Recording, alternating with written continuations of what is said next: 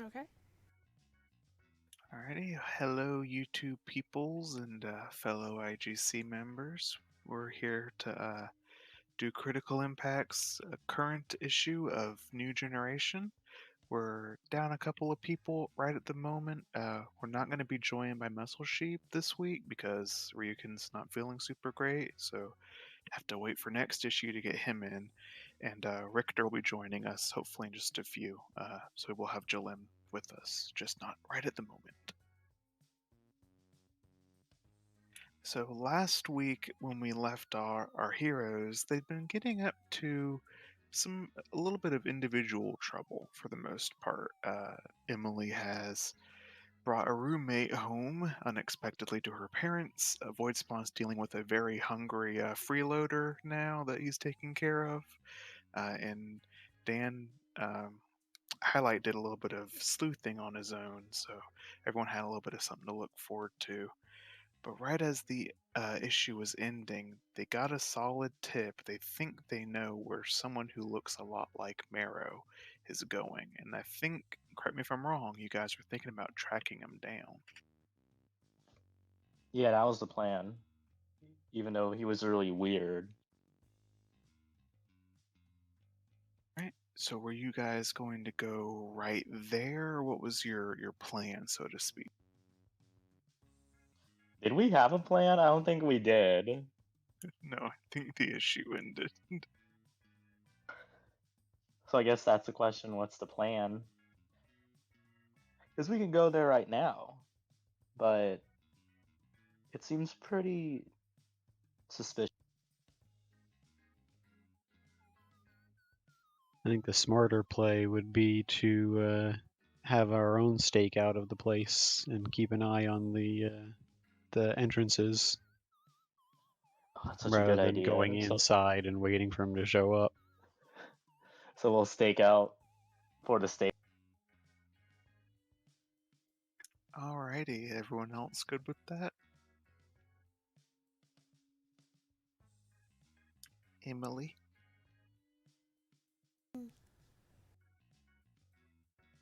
Alright, so not sure exactly what day of the week this is, but committing to staying up real late once again. You guys get ready to stake out the water purification plant until God knows what ungodly hour of the night he shows. Oh god, that's true, huh? I wonder if it's a school day. Given Murphy's Law, let's say it is. Yeah, now that you've Of spoken it, it has to course. be true. I know, I shouldn't have said it. Should have kept my mouth shut. So, given that there probably are not a ton of workers, but maybe a few technicians around the plant, do you guys have any plans to avoid detection? Do you want to be seen?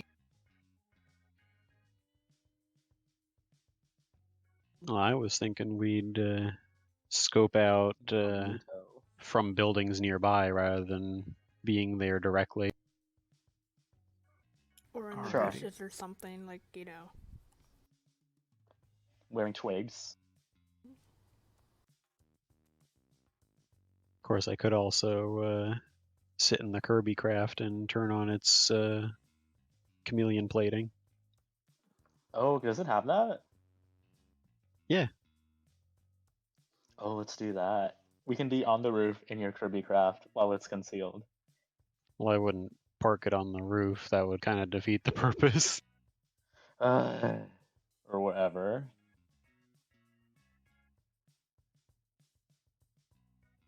Right, but that does sound like a plan. So you guys are gonna use the ship as sort of your stakeout police. And just making passes around the block. Alrighty, so you're doing that. You guys are all of your team would be in the ship while Void Spawn is in Ditto form, powering it. Um, you hang out. You're doing the laps, but you know that it's probably gonna not be until dark that he gets there. So some time passes. Eventually, the lights go away, the sun sets, the neon starts to come out, and one by one you start to see workers leave the plant, go back home to their wives and children who are hopefully not staying up as late as you are. They don't know what. They don't know. Oh, Your audio's cutting out. is it? I think we Yeah. can actually blame Discord for that. Well, I was saying they don't know what we're up to, so they can't shame us for staying up. Very true.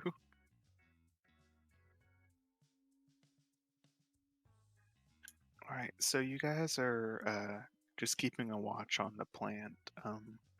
No intention of going inside at all? Question mark. Not yet. Okay, so you guys are just kind of keeping to the outsides. It's gonna be probably after midnight before the first real sign of anything is detected, either by one of you guys boredly looking out the windshield or the scanners of the ship, whatever picked it up first. But you will start to see movement going towards the purification plant from the side facing the sea.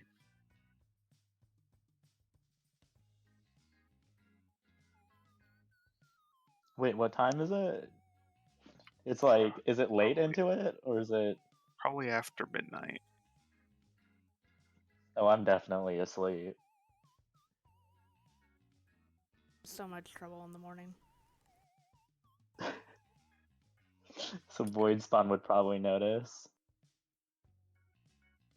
Okay, so Highlight is passed out in his chair. Emily, are you doing homework or what's your... I'm probably trying to, so at least I have something to show for it when I get home.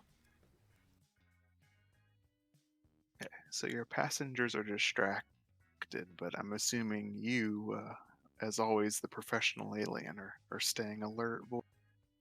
Of course, it doesn't matter if I fail school. I'm just pretending to be a student anyway. That's rough. So as I said, late, already getting pretty late into the evening, your ship's motion trackers will start to detect a creature moving towards the planet.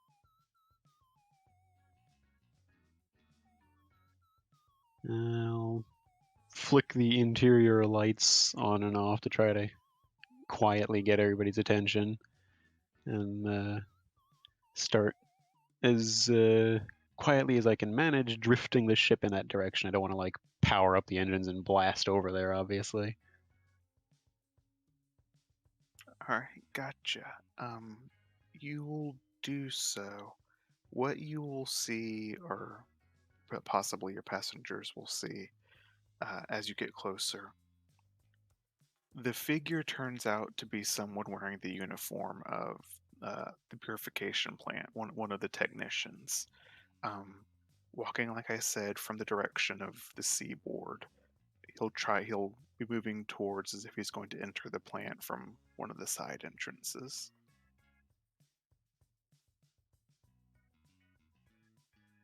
Does he seem to be moving like somebody who's just making their way back to the plant, or do they look like they're nervous about being spotted or anything like that?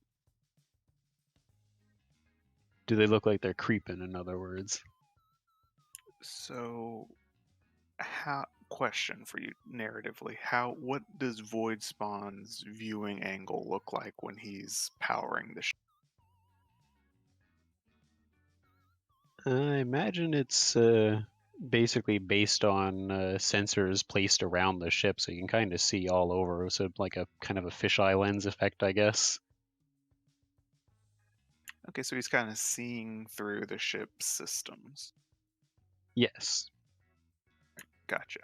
What you'll notice, the figure is definitely looking a little shifty. They're kind of like looking out and around. There's this nice around the plant is very flat. As I said last week, it's set far, like apart from where the city kind of ends. So it's kind of a big open area. And he's just constantly kind of looking around, just seeing if there are other people out here.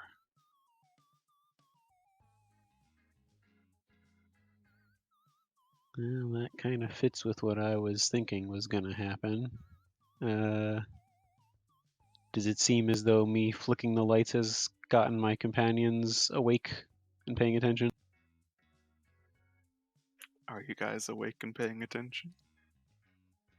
Wait, what? He's Emily like, are you is. flicking the lights? Yeah, I said so earlier. Yeah, I was just trying to imagine it's like when the lights are flickering up ahead, right? That's what you mean. It's just like in a room flicking the light switch on and off, except I'm not in the room. Okay, I totally misunderstood you. Yeah, I'll wake up. I'll like shoot forward. The face mask falls off my head. Totally wasn't paying attention. Your lotion dye mask? Yes, I really have to multitask. And what had you been working on prior to that, Emily? Calculus, Oh, that's rough. right? But yeah, your companions are awake, and she's not here, but Jalem would be probably also. So they're milling about the cat. She's probably helping me with my calculus since she's a sciencey person. She'd be good at math too, probably. She's doing that while editing one of your biology essays, and just she's crossed out like 90% of it. Yeah. Oh damn, she's harsh.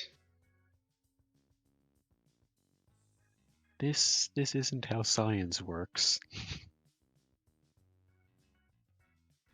Are you trying to tell me that the mitochondria isn't the powerhouse of the cell? Why is that always the thing people know? Okay,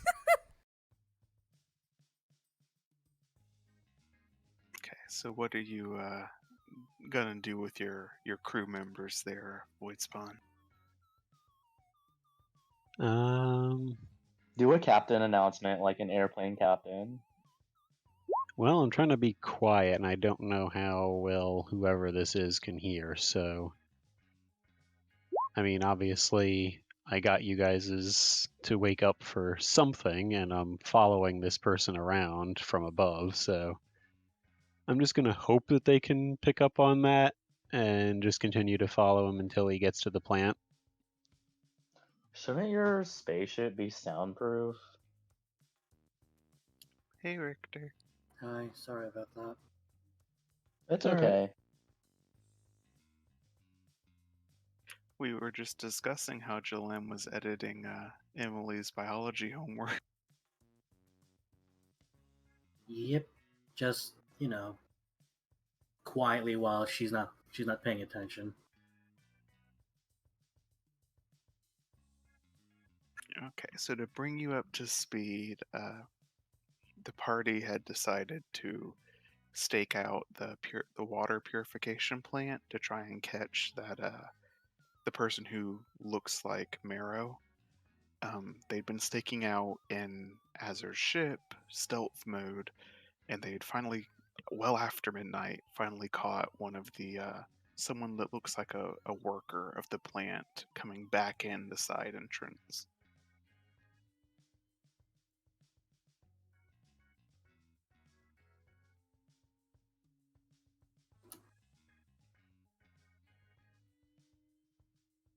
So yeah, so you're following with the ship. You're standing close to the guy, right? Void. Yeah, not like on top of him where you might be able to feel the air movement and everything, but near enough that if he like suddenly broke into a sprint, we wouldn't be caught off guard. Gotcha. Assuming no one stops him, he's going to reach the this side door. You'll see him fumble in sort of the overalls that he's wearing and pull out a key card. Go ahead and swipe that. The panel turns green, it beeps, door opens, and he slips inside.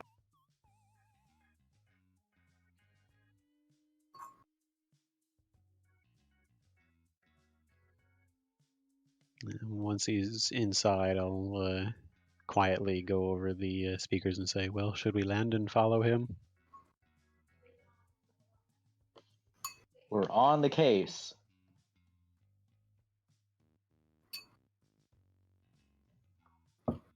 I'm pretending this is like a, what's the word? Not mystery, but it's like a mystery show Detective. now. Yeah, there we go. We're detectives. Oh dear. All right, so homework gets put away. The ship is landed off to the side. How close are you going to stay to the plant? Pretty close in case this guy books it. I want to be able to get back to the ship to follow him. So the ship lands. You guys are let out. Group of you, and the plant lies before. Well, this is.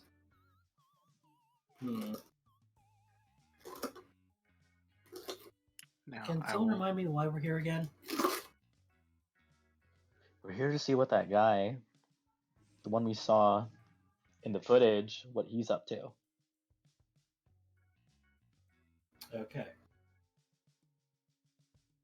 Yes, he was Because staking he- out the place for some reason. There must be something Yeah. here that he wants. Mm-hmm. And he looks like Marrow, even though he doesn't really act like him.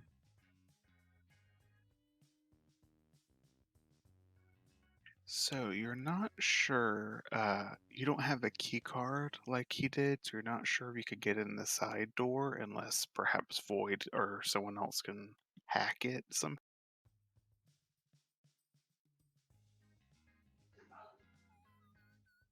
I can give that Get a in there, shot. Void. Get in there, Jelly Boy.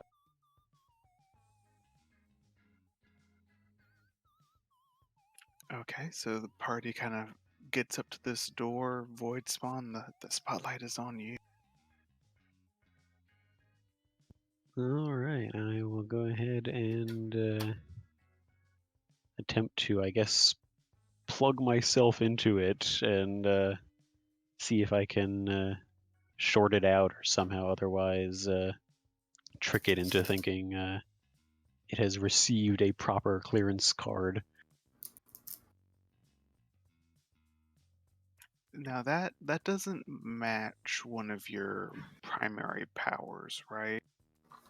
Yes, I'm thinking of using a mind of their own power. Or my mind of their own move, rather. Gotcha. So you can mark a condition to get a brand new ability to fit this situation. Yes.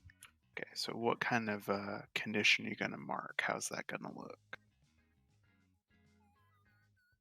I'll say... I don't know for sure that this is Marrow, but if it is, I'd probably feel a little guilty about going after him again. So I'll say probably guilty. That's well reasoned. So feeling a little bad about once again hunting this man when you're not even sure. You feel like you maybe not have even not have done the right thing in the first place, bringing him in, given what you know now about Titania. Some of those thoughts are running through your head as you meld with this keycard panel, your powers reacting to the situation, and sure enough, green light, beep, door swings open. Well, let's get in quickly. I don't know how long it will work like that. Okay, let's all shimmy in. So you all go inside. Highlight, you're the only one who has been in here before. When you Yep. were there, this was during the day. Lights were on. It was full of not a ton, but definitely quite a few workers. But now, this is like when you walk into a high school after all the kids have gone home. Oh, Like so it's dark and creepy. most of the lights are off. Everything is weirdly quiet, like footsteps echo more than they should. It feels weirdly Mm-hmm. Ugh. probably you would get some long shots of there's lots of the metal sort of scaffolding that makes these circular routes up around the big turn whatchamacallit, like the pillars of the purification plant's innards, the motors that. So you guys follow down these long scaffoldings, and you're trying to find where that person went. Thankfully, as I said, noise carries pretty far down here, so you're able to not too slowly pick out the sound of him working further down beneath you, where the access to the water actually is.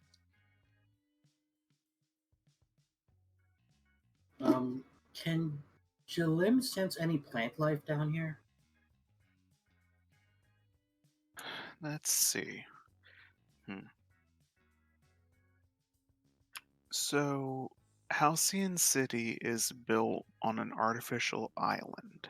So, this far below the ground level, so to speak, there's no soil around the plant.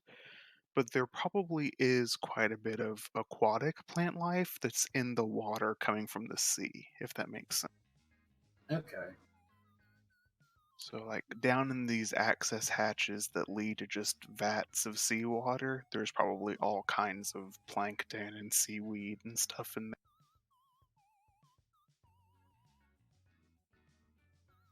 there. Okay. Okay, so are you guys just trying to observe the man? Or are you trying to ambush him? We're trying to ambush him. I thought we were Well, at here least for that's what observation. highlight says. Well, I would rather determine why he's here first. Right. Fine, okay. Also, keep it down. That's not something I'm good at. I've noticed. Okay, so you all creep to the edge of the awning and you're looking down. How do I want to do this? Because there's no stealth rolls that could make you guys. Emily can make us quiet again. Yeah, I could actually. Do you want to make them quiet again? Well, she can make me not quiet if we need it, but I think for now, if we're trying to be sneaky, it could help. I won't make them dead silent like I had before, since of what happened last time, but I'll make them like really, really quiet. So to turn down the volume but not cut it, that's going to be some fine control of your powers. So let's have you roll to unleash.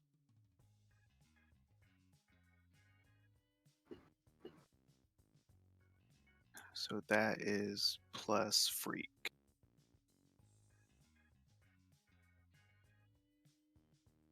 Cool. Is that good? Oh, you did it. So you're going to be able to do it. However, you need to mark a condition. Okie dokie. So which condition would you like to mark? I'm gonna go ahead and mark insecure since she knew what happened last time she did this, so she's not super certain of herself. Gotcha. So worried about once again ruining Highlight's powers. I told her it was fine. You're trying, you're doing your best, just feeling a little, not super confident in yourself. But hey, it works. The sound gradually, not completely disappears, but comes way down as you guys try and, let's say, Highlight tries to speak because he's being a jackass and just. I would not, unless someone prompted me to, and then I would.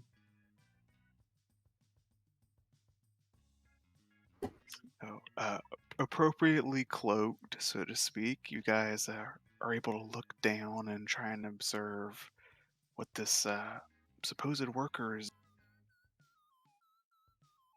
So down beneath this long pillar is one of the access hatches to just these vats of seawater, and you see that one of the hatches is pulled open, and the figure is taking off this bag he had slung across his shoulder and rifling through it, taking things out. You're not able to see quite what they are, but he's putting something in the water.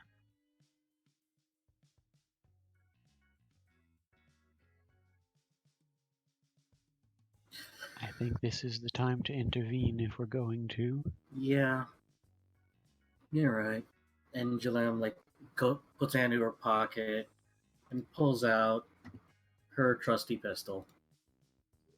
Oh, you're gonna shoot him? I said keep it down. This comes out like a mouse whisper. Hey, y'all And then- totally have cartoon filters on your voices. And then she just goes, actually, can you disorient people with your sound? Yeah, I can make it a high pitched. It makes them kind of nauseous, like uncomfy. To the point where they might feel like they have the bends? Yeah. Can you do that to him? I can, but you'll have to cover your ears just in case. Will do. And she turns to everyone, well, you heard her. I don't need y'all yakking on me either. Ears plugged. And she just she just goes out of her to make sure that Highlight is turned away from her. You just see the ears in the side of my head just Oh no! get like sucked into my head. That is so weird.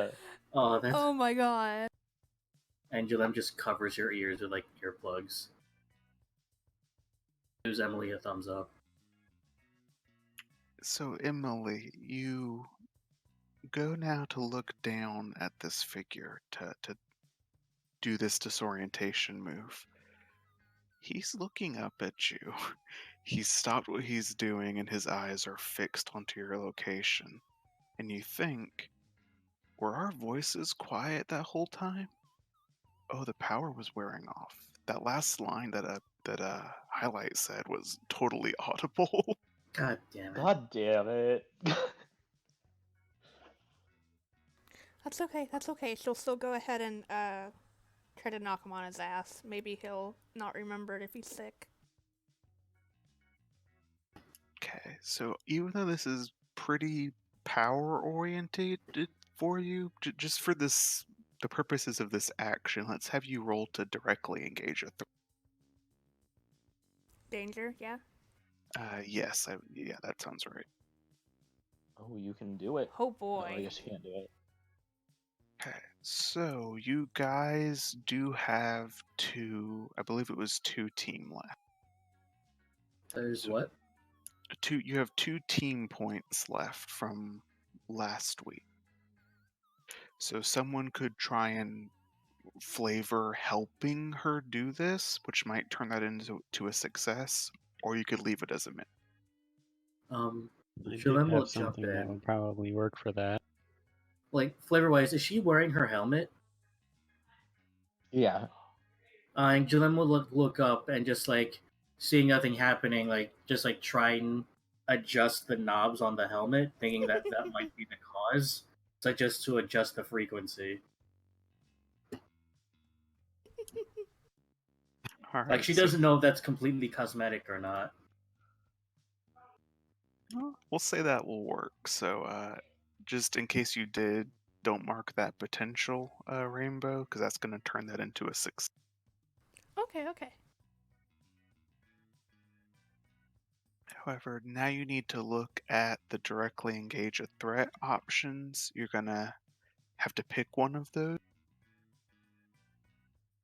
But what will happen as you try and okay, he sees us, but let me go ahead and try and get him.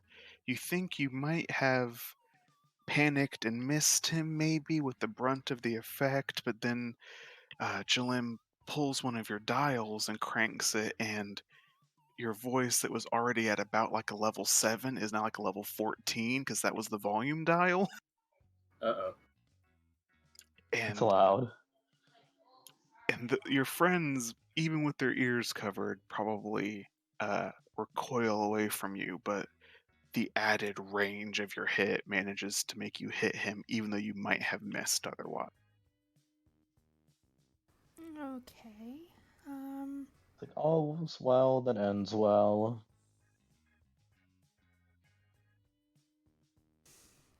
I think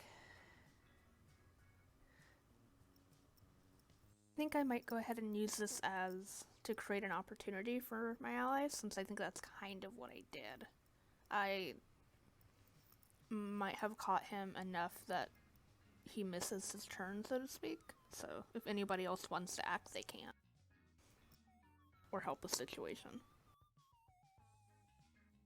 Gotcha. So, what's going to happen there, because he does get to trade blows with you, you hit him with this sound attack, and he clamps his one hand over his ear, while the other one's rifling around in this bag he had slung over his shoulder. What he pulls out is a little pistol, not unlike the one Jilim has, as he reaches up and fires a couple of shots at the scaffolding you guys are on.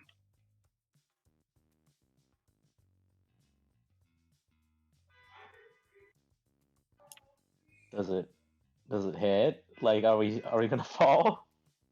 He's shooting, generally trying to hit Emily. They're more like Oh, okay.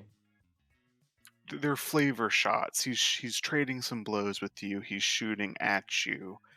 He Got it. moves and kind of tries to duck behind, away from your line of sight, as this pressure in his ear is just increasing and increasing. You said he took chemical stuff out of the bag. Did he pick that stuff back up again, or is that still on the ground? He'd been dumping some of it in the water. Some of it's still there. Oof. I'm just gonna do the old stretch Armstrong and reach down and just sweep up as much of it as I can and pull it back up to us. Oh Gotcha. wow. You will do so. You will get a small caliber bullet grazing your arm a little bit as he tries to shoot at it, but you manage to retract and bring it up to your level.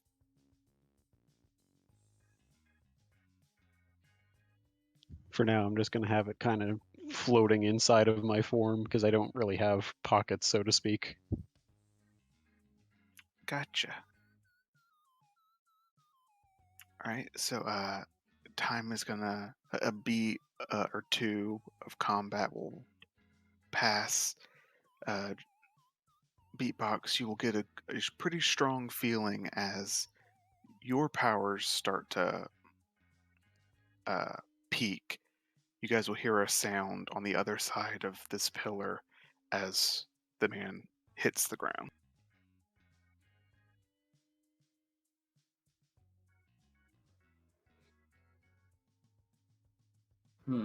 As in, like, punches the ground, or as in, like, falls unconscious, hits the ground? You can't see around to him.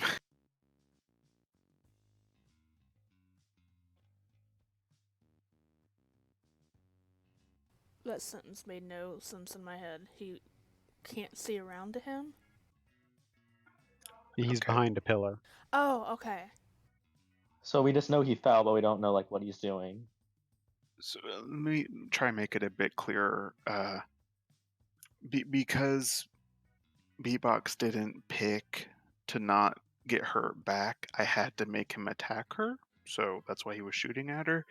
But her power was like slowly making the noise in his head unbearable, and he just fell over. Oh, okay. We should go over and restrain him while we can then. Well, that's my I idea. agree. And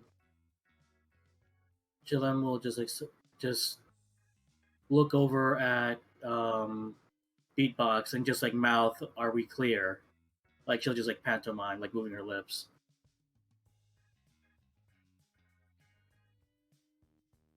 I think so. I think I got him. All right, and then she'll just nod and just like motion her two to come along. Yeah, I'll go ahead and try and get him before we can get up. Okay, are you going with them, Void, or are you staying up there? I'm gonna do this. Does the scaffolding head in that direction at all, or would I have to climb down in order to get over there? If you follow it, it eventually loops around the floor. Well, I just meant like, could I get to a position where I'm still on the scaffolding and just watching what's going on from above, rather than going down to the ground? Yeah, you could. It's kind of like in this circular spiral staircase kind of way. Okay, then yeah, I'll stay up there and just keep an eye on them from above until they get there. Okay, so you go to watch from vantage point. Jalim and Highlight move down to intercept. Emily, you'll take a minute to sit down and kind of hug your knees to your chest, lean against this pillar here, because you have powers. You're superhuman too, but you have the fragility of a normal person, and he just shot at you, and you're like 15. Oh, That's kind of scary for a 15-year-old. Yeah. She's probably shaking a little bit, but I think she feels probably comfy hiding where she's at, so she'll probably stay up there for a few minutes. All right, so we'll, like I say, get a nice little art there of her maybe tucking into a sort of a corner, so to speak, and then Jalim and Highlight, you move down to the ground and kind of see this guy. Looks like he lurched forward and just face planted into the ground. huh. Jilem will move forward and like if his gun is anywhere nearby, she'll pick it up Yeah, absolutely. and just discreetly pocket it. It's another small caliber, very simple pistol, not unlike the one you use. Mm-hmm. Okay. But yeah, that's what she does. And who's with her? Highlight? Highlight. And like Yeah, Beatbox and Void are at the top. she'll walk over to the guy, just like kick him over, like spin him around, and she'll hold him at gunpoint. What you see when you flip him over, eyes rolled back up into the head, passed out. Very small, gentle trail of blood coming from his ears. You get the feeling his eardrums might have popped. Oops. A kind of wiry, almost possum-looking older man, scruffy beard, lying there. Whoever this is, not very attractive, B, older and not at all looking like Marrow. Boring. No. I know, I'm just kidding. Useful. Ugh. And so she'll just kneel down, poke him a bit. Are there any He'll- reactions like from the pokes to the face? If you keep doing it, he might wake up. It'll take him a minute. Like after a few seconds, like she just moves from like poking to slapping him. Eventually, you'll get a shudder. His eyes will roll back forward, and he'll kind of sit up and blink around. And then she'll see the gun to his face, like, "Good morning." And he'll scabber back on his butt to push his back against the pillar, hands up in a surrender.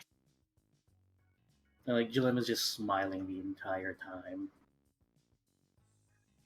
And highlight, that little girl is threatening a grown man with a gun. I know, I'm freaking out. It's like, maybe we should not put that gun to his face. And then she just turns to highlight. You did bring something to restrain him with, right?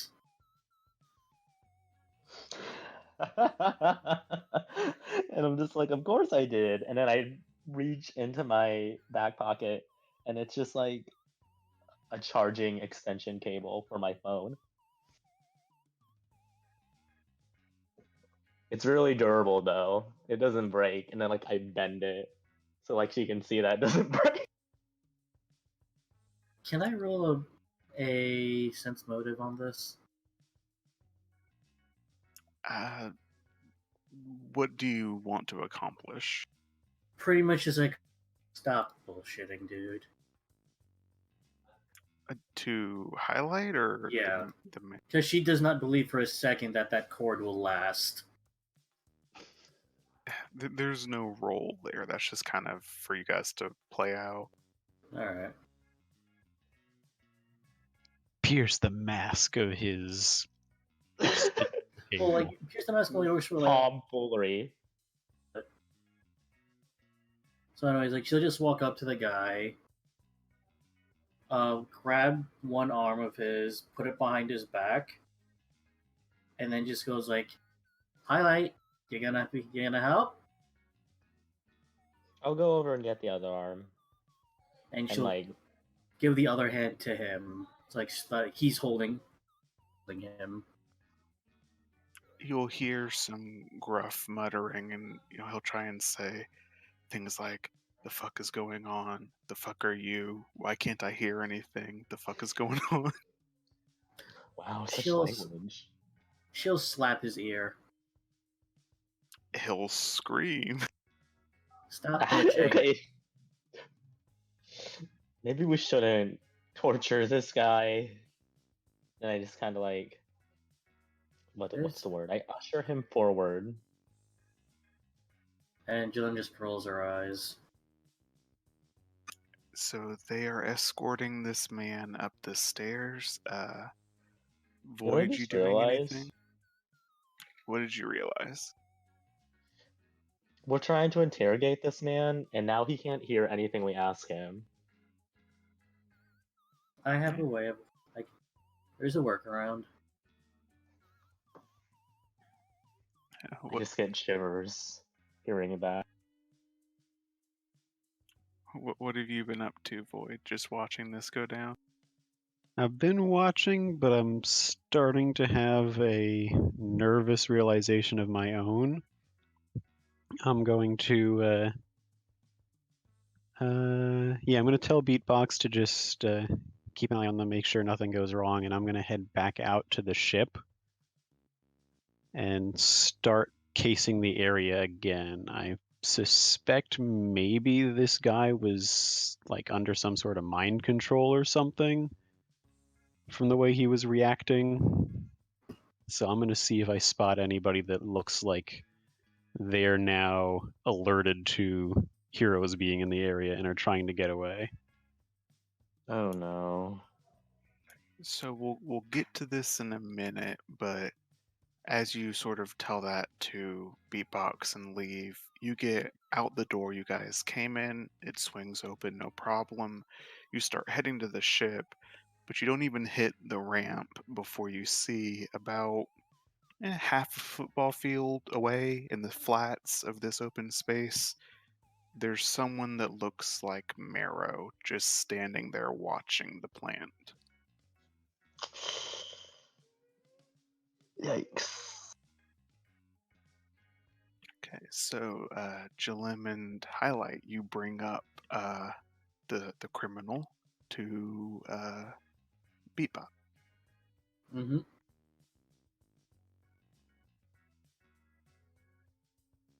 So Emily, you can see your handiwork a bit there.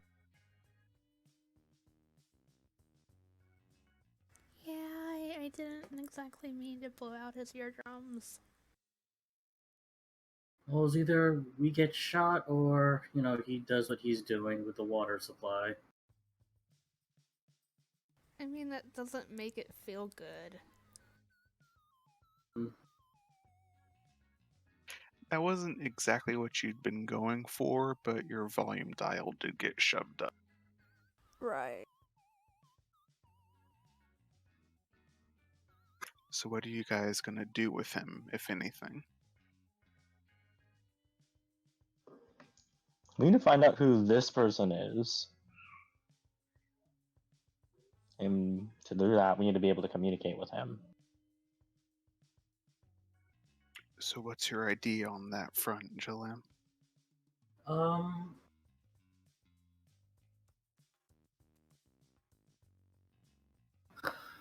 Void, can you turn into a whiteboard, please? I am outside. He's gone. Yeah, like, it's just us three. Wait, where did Void go?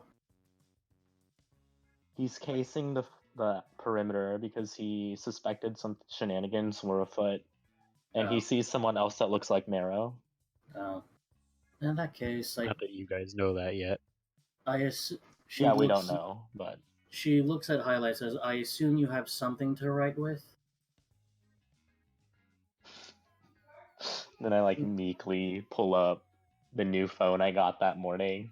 I can text. That'll do.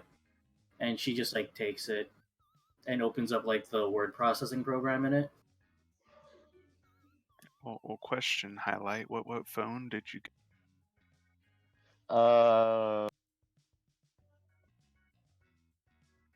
I went with Void, and so I guess a Galaxy or whatever, Galaxy phone. Right, like latest model, Yes, of course. extra large. Only the best. Did you get like the extra large version or regular screen width? God, which one do you get? Extra large. Gotcha. So people know I spent a lot of money on it. Absolutely, and better you can get more of your face on the screen at one time. That way. Yes, exactly.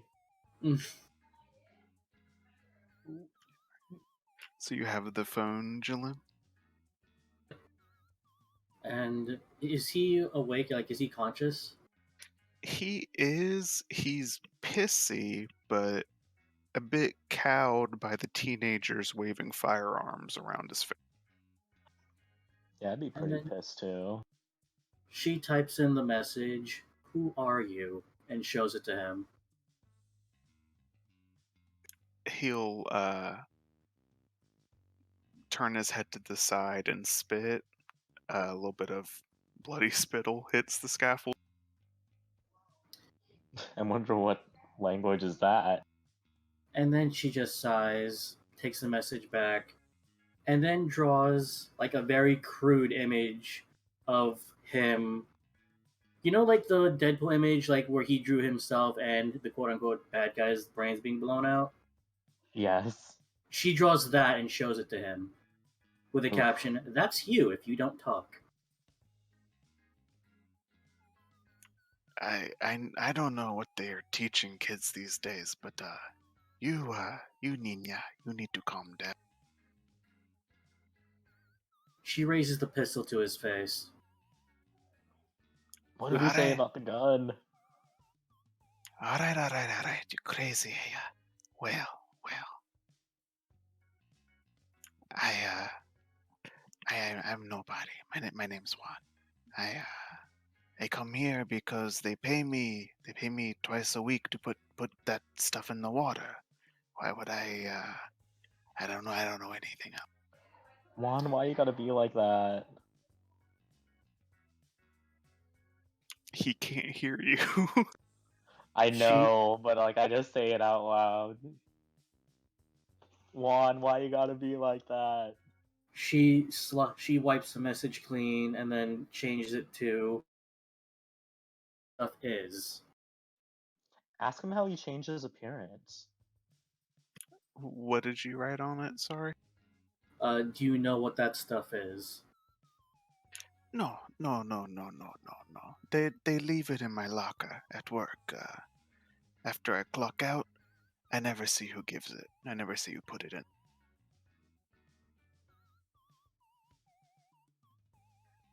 Jillian will sigh and then turn to Highlight. Just say, "Do you have any questions for him?" Yeah, how did he Here, doesn't seem to know what he's doing. Okay, then I take my phone back. Right.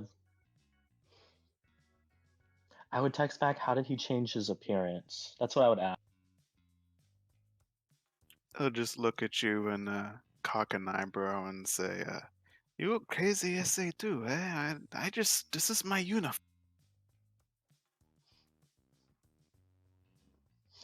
And I just look at him and I look at everyone else like I'm crazy. Then I text, but you look completely different. You mean you've been wearing that the same time? I mean, this whole time. I'd never seen you before in my life, kid. I don't know what you think I looked like before, but this is the first time you and I meet, as far as I know.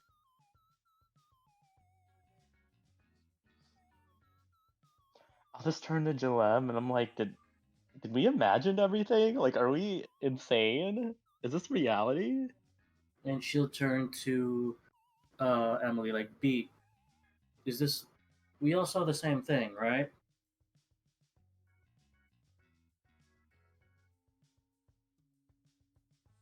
Beatbox. She Yeah. passed out. Sorry. No, she didn't. It's okay.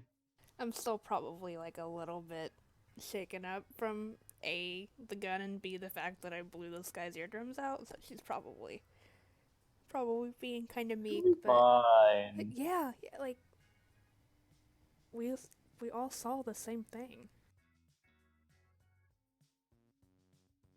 And then she'll just like pinch the bridge of her nose, and then just go. Did we just go after an? No. And then she'll take the phone from Highlight, scrub the message clean, and says, "Who's giving you that stuff?" Like I said, I don't know who puts it in the locker, but the checks, they come from Parasol. There's a very fast name, so I'll be like, "Is there a name?" I'm not sure. She'll wipe Young? it, and then it's like, "I will see to it that you are personally healed and and paid recompense if you tell us what." If he tells you, Everything he knows. all right. Well, can you get the charging cable off my wrist? It's kind of tight. And she wipes it. Are you gonna run? You ever hear that balance depends on your ears a lot? I ain't gonna run very far like. And then she swipes it to then sit down, and I'll break out the med kit. Okay, so he will do so, and you will kind of attend to him. What you will get out of Juan, in his particular style, is he is one of the low-level workers at the plant here. Mhm. He wouldn't normally have clearance like this. Early on, when he was contacted initially by someone, trench coat, dark glasses, he doesn't know who they were. Um, they told him if he would be willing to put some stuff in the water after hours, a little bit on the down low, they'd pay him. He said, yeah. They gave him a key card with higher level access than he normally should have, which has been helpful the past couple months, as he will happily tell you. And he's been putting water in, or some chemicals in the water supply for the past 2 months, maybe twice a week. Wow, that's a good while.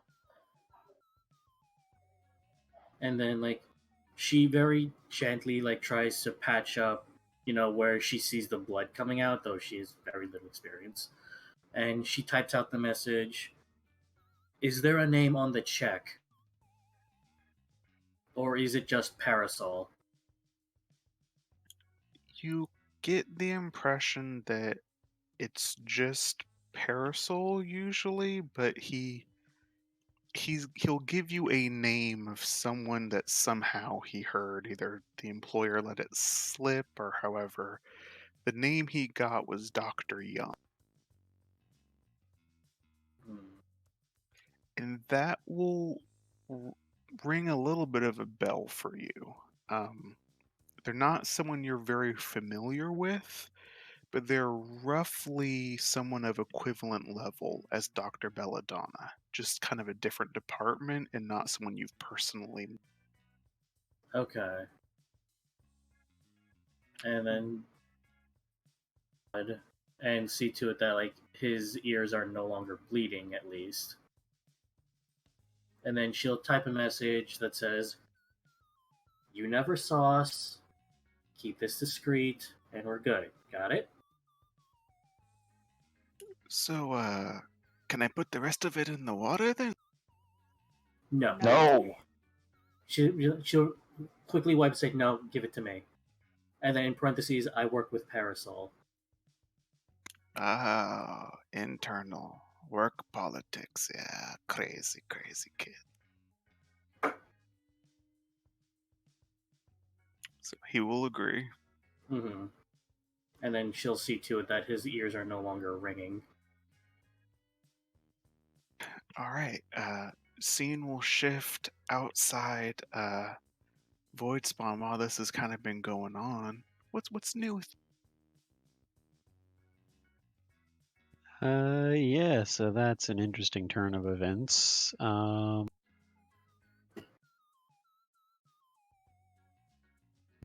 am going to, as discreetly as I can, because I'm sure he spotted me already, right? Looks like he's looking right at me. Yeah, both eyes unblinking fixed on you. Ooh. Yeah, I'm just gonna have like the chemical stuff just like fall out of the back of me, some kind of blocking his view of me depositing them on the ground, and I'm just gonna start walking towards him. He will make no obvious reaction or emotional change as you approach.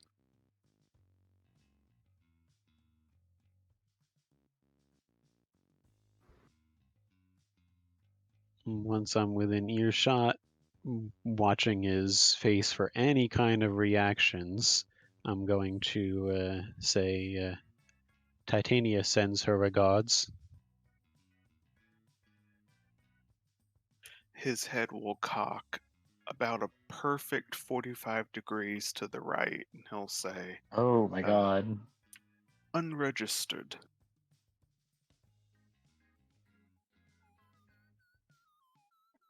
I thought as much.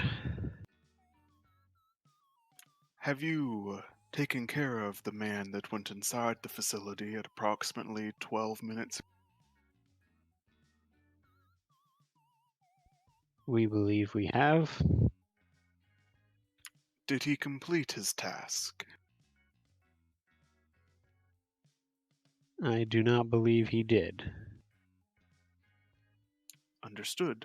This makes 15 times he went unchallenged. On the 16th, he was captured. The villains made significant progress on this experiment.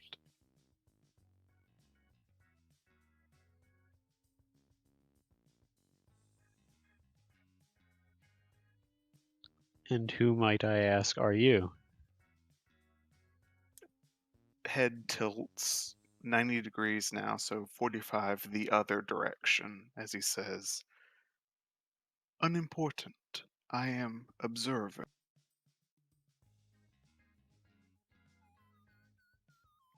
Like me, then?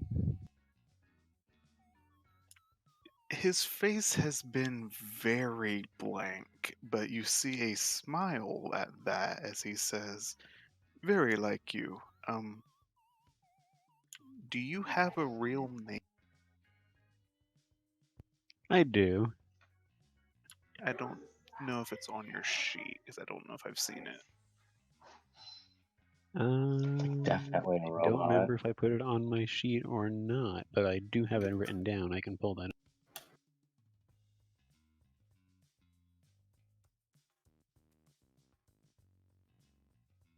It hasn't come up before. I don't remember.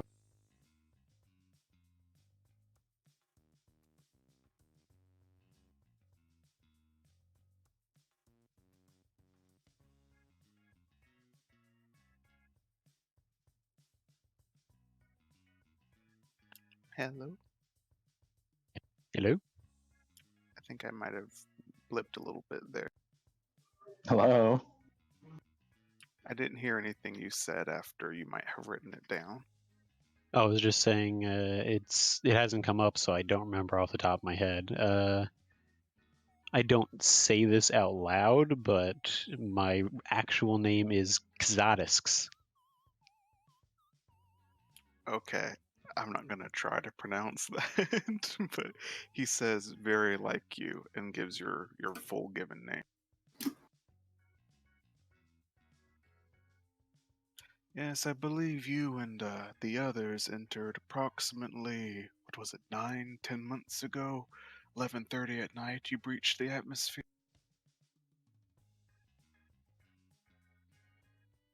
That is approximately correct, yes. Indeed. I wondered how long it would take the Federation to send information gathering party to this planet. I have been here quite a while. It is very informative.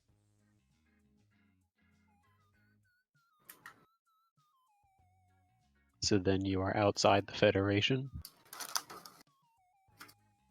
Unfortunately, I would have appreciated their resources for this sort of endeavor, but by the time I had chosen to come here, they had not decided to fund a mission. I had to leave. What is your objective? Perhaps we are not enemies here. Objective: to study villainy, a, a condition that is not present within the Federation and has not been for centuries. It is an unknown, a variable. I must discover more about it for my own gain.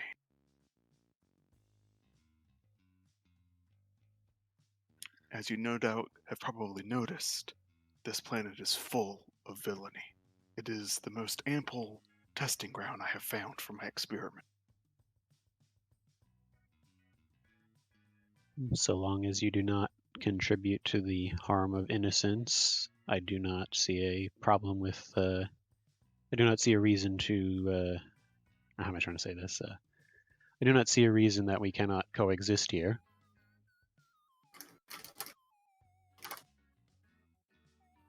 Interesting. It has never been my intention to not coexist with you and your fellows. Our missions do not overlap, correct? No, but if you provide assistance to the villains that you are studying, then that would present complications.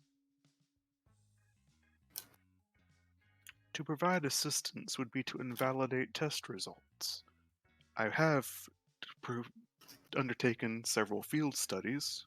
I believe you met me at one, the jewelry store. But beyond that, besides my own experiments, to aid would be to add a variable that cannot be accounted for. Agreed. I just did not know how studious you were. Again, that smile as he says, "Very. I have been here for approximately 34 and a half years. I would not do anything to invalidate my results this far into the experiment.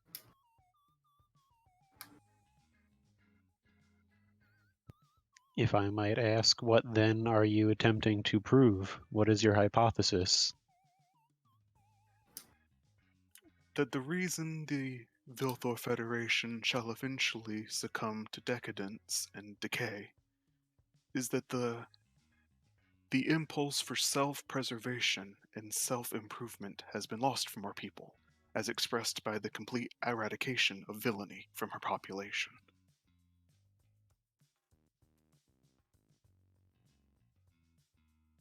Interesting, if true.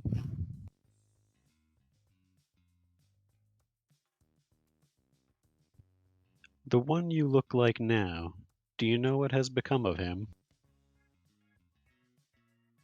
Interesting. Does this form provide problems? I had thought it would be fairly inconspicuous given his current incarceration.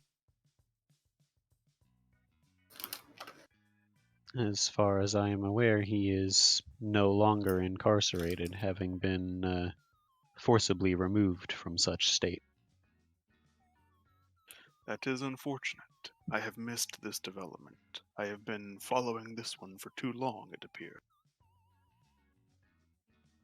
Fortunately, the last time I saw the fleshling that wore this appearance was at the jewelry store when he attacked me.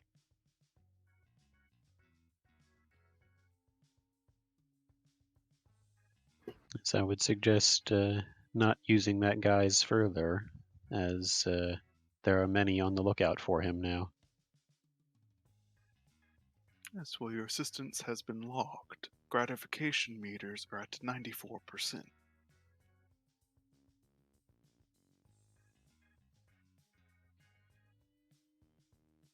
Well, I shall leave you to your research then. Should we exchange contact information? No, I do not think that would be wise. To add unnecessary variables to the experiment, I'm sure you understand. Who denied? Understood. I'll start walking back to the ship. You should know, however, the one that you apprehended, he does not act alone. You repeat that? The one you apprehended, he does not act alone. Okay, gotcha. Yes, I suspected as much. He seemed to not realize what was going on when we apprehended him, so if he is not under the control of another, I suspect at the very least he is at the bottom of the proverbial food chain. As his head straightens, he will say, "Under the control now, he is not. But more of you are under control than you may suspect. Be wary, child of Vilthor." I'm gonna take a moment to try to process what that means, but nod as though I completely understood it and continue on my way. Alrighty. Whether you look back or not, as soon as you kind of depart, he will turn on his heels and walk away. And even as he turns, his form shifts to that of a elderly Chinese woman walking away with a walking stick.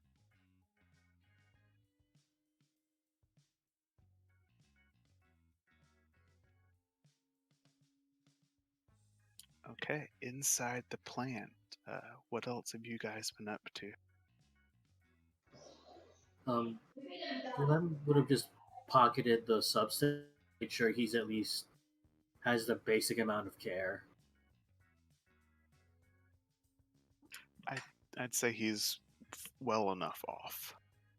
Hmm. And then so that's all Jalem did. Yeah, now that we know everything, I guess the question is like, how do we make this guy not rat us out? I've already told him I work with Parasol. Well, let's hope that's enough. And then she'll look at the guy, and then just nod to him. And then He she'll. Oh, sorry. Go Sorry. ahead. I was just say he nods, shoots you some finger guns, and generally acts a little bit like a Loop Mhm. zoop. zoop zoop.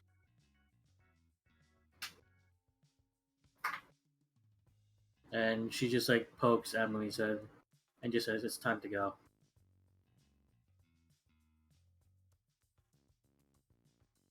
Emily,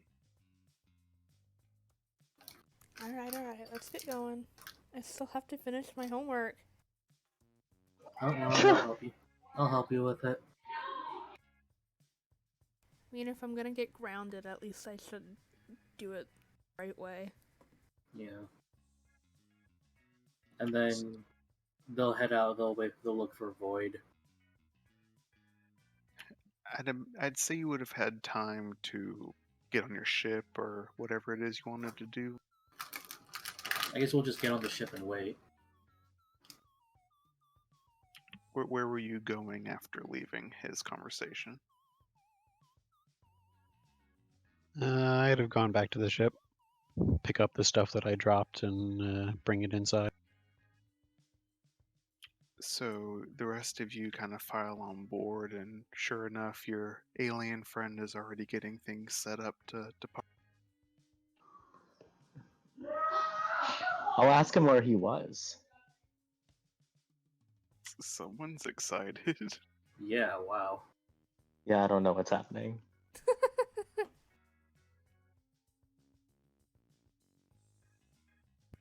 Apparently, I was disproving our own hypothesis. The person who can change shapes is, or was not involved in the jailbreak of Marrow. Wait. So Well, there is Morrow's still not some. really out. No, he has been broken out of prison, but the person using his form is not involved. Okay. So that still leaves the question: where is he? That I do not know. Right. Regardless, we might something off of that guy, and she'll show Void the. You said it was white dust, a white dust-like substance. I didn't say what it looked like. Oh. It's you will see essentially lots of not vials, but kind of like test tube sorts of things filled with some light blue, some light green, different colors of liquids. All right. They're mostly blue and green. A singular one in the bag is gold. And there's a little maybe post-it note or something on it that specifies add last. And Jillian just frowns at this, like, huh. All right. And then out of here, what did you say the name was? Dr. Young,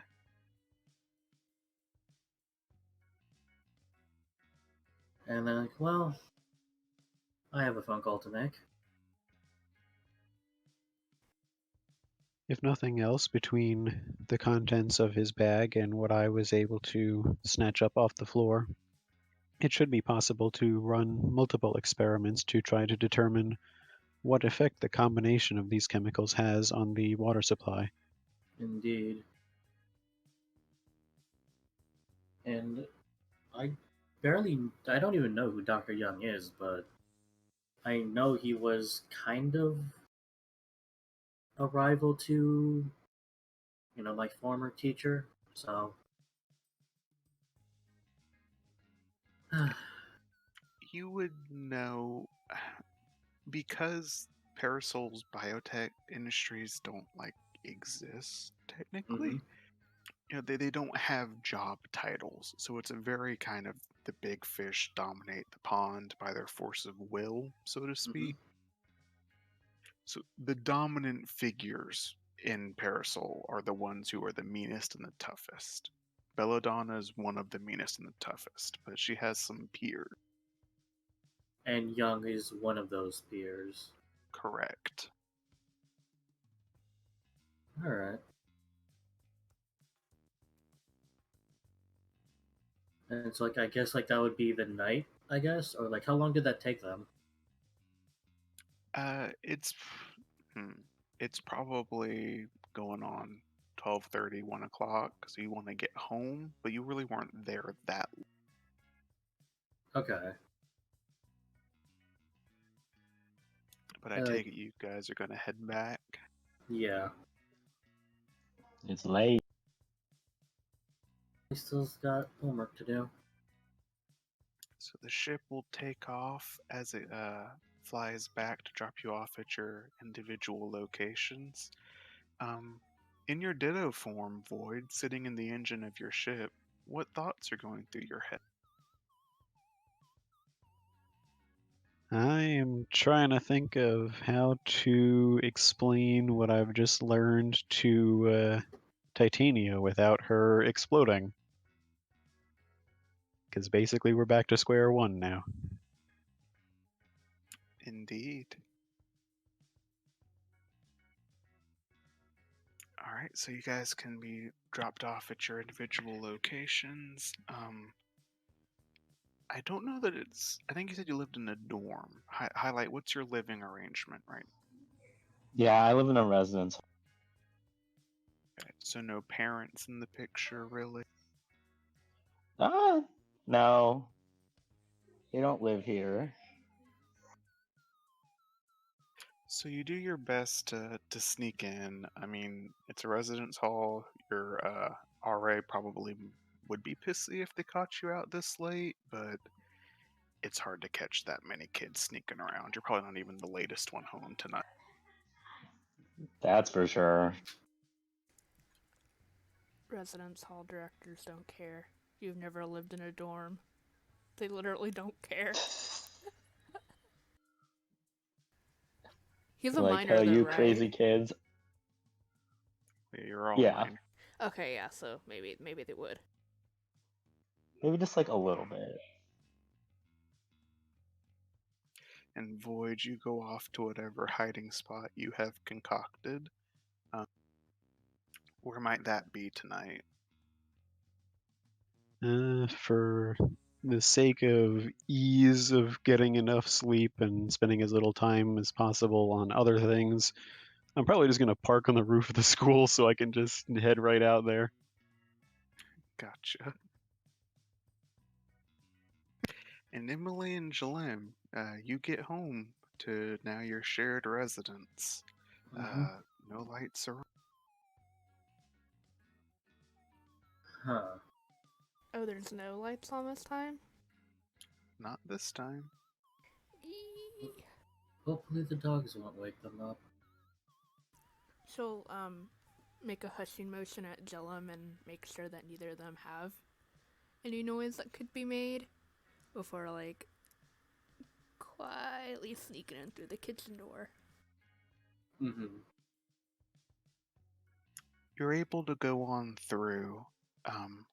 When you hit sort of that main foyer of stairs, you'll hear from the sitting room the radio was on, and you'll hear your other dad's voice through it, gently, coaxing the late night people of Halcyon City to be calm, playing some gentle music, reading out, "Hey, we're getting reports that there might be some disturbance down at the water purification plant. Police have been alerted, so try and stay out of the area." Mm. Oh no. Like, Jillem keeps a complete straight face. Oof. Give it away. But yeah, the radio's been left on, but the lights are off in there. She'll not make the same mistakes she did last time by calling Daddy. She'll just like try to really quickly shuffle ahead and like pushes Jellum ahead of her. That way if either of them get seen, it'll probably be Emily. No one comes to stop you. Huzzah. Yes. So you guys go to your separate rooms. Everyone goes to sleep for what proves to be an unsatisfactory amount of time. Especially with the dogs. Well, you just have one of the dogs. Actually, can you roll a 1d6 for me? Just real quick. Oh boy. You have the Great Dane just like sleeping on your bed Damn. and just like wait, it's just like lying there. She'll try and snuggle up with the giant ass dog, and obviously the amount of sleep she got doesn't matter as much as the quality of sleep, and the quality wasn't very good, probably. Yeah, you wake up to like dog drool on your cheek. Yeah.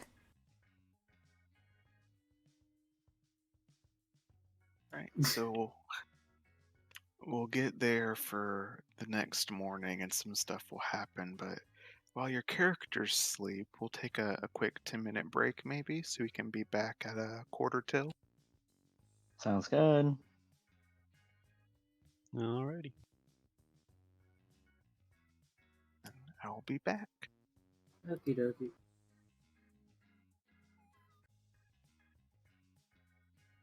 You good with that, Rain? E.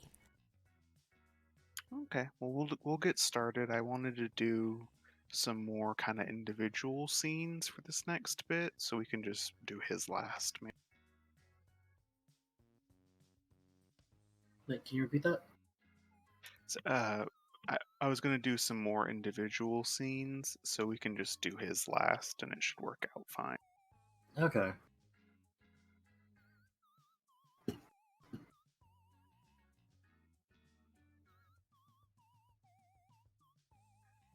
Let So let me know when you get recording again. Oh, I've been. Oh, I'm an idiot. I'm sorry. It's okay. I'll cut it out. Okay. So, during your day today, you guys will try and go about your normal lives, but each of you is going to have some stuff that you have to deal with. Mhm. Jalim, you've said that you wanted to make a phone call. Yep. So Let's talk about that. she'll be in the house. I'm assuming like by herself. One of the dogs have decided to claim Jalem's bed because they're dogs, and she'll just look at the vials that she has, and she'll flip out her phone, scroll for a bit, find the name or the contact listed JB, and hit call. Gotcha. For the record, what did you guys, since you mentioned it, what did you guys do with the materials you took from the plant lab? I'd like to say that half of it went to Void for study, the other half went to Jilin for study, and then they collaborate notes.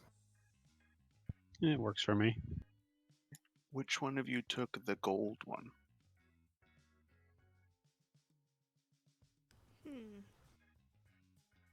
I imagine, given that we knew that it was supposed to quote unquote go last, that we would have split it up so that we could both use it last in whatever we were trying to test out.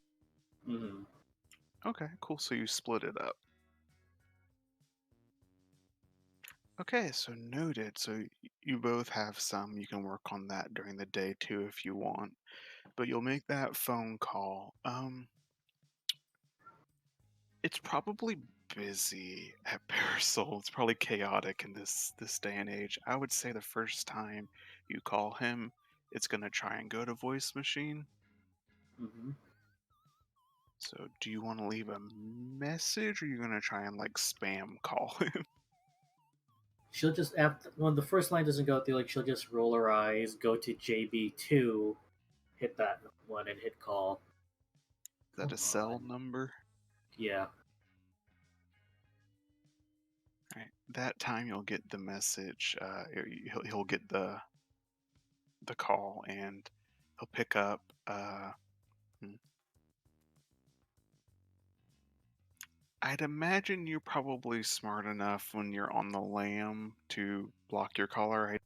Yeah. So he'll pick up and just say, "Who's got my personal number? Can I help you?" He's like, look, I know we broke up like 2 months ago, but did you really have to go that far? Jalim, is that you? One and only. How's it been? I how have you been? I've heard they're sending so many things after you. Are you okay? First things first, are you secure? I mean, oh, hold on. And the line will pause for a minute. It'll probably take him about a minute and a half, and he'll eventually pick back up and say, "Okay, I'm in the office." And she'll just say like, yeah, well, let's say we had a bit of a falling out. And here I thought it was because we broke up.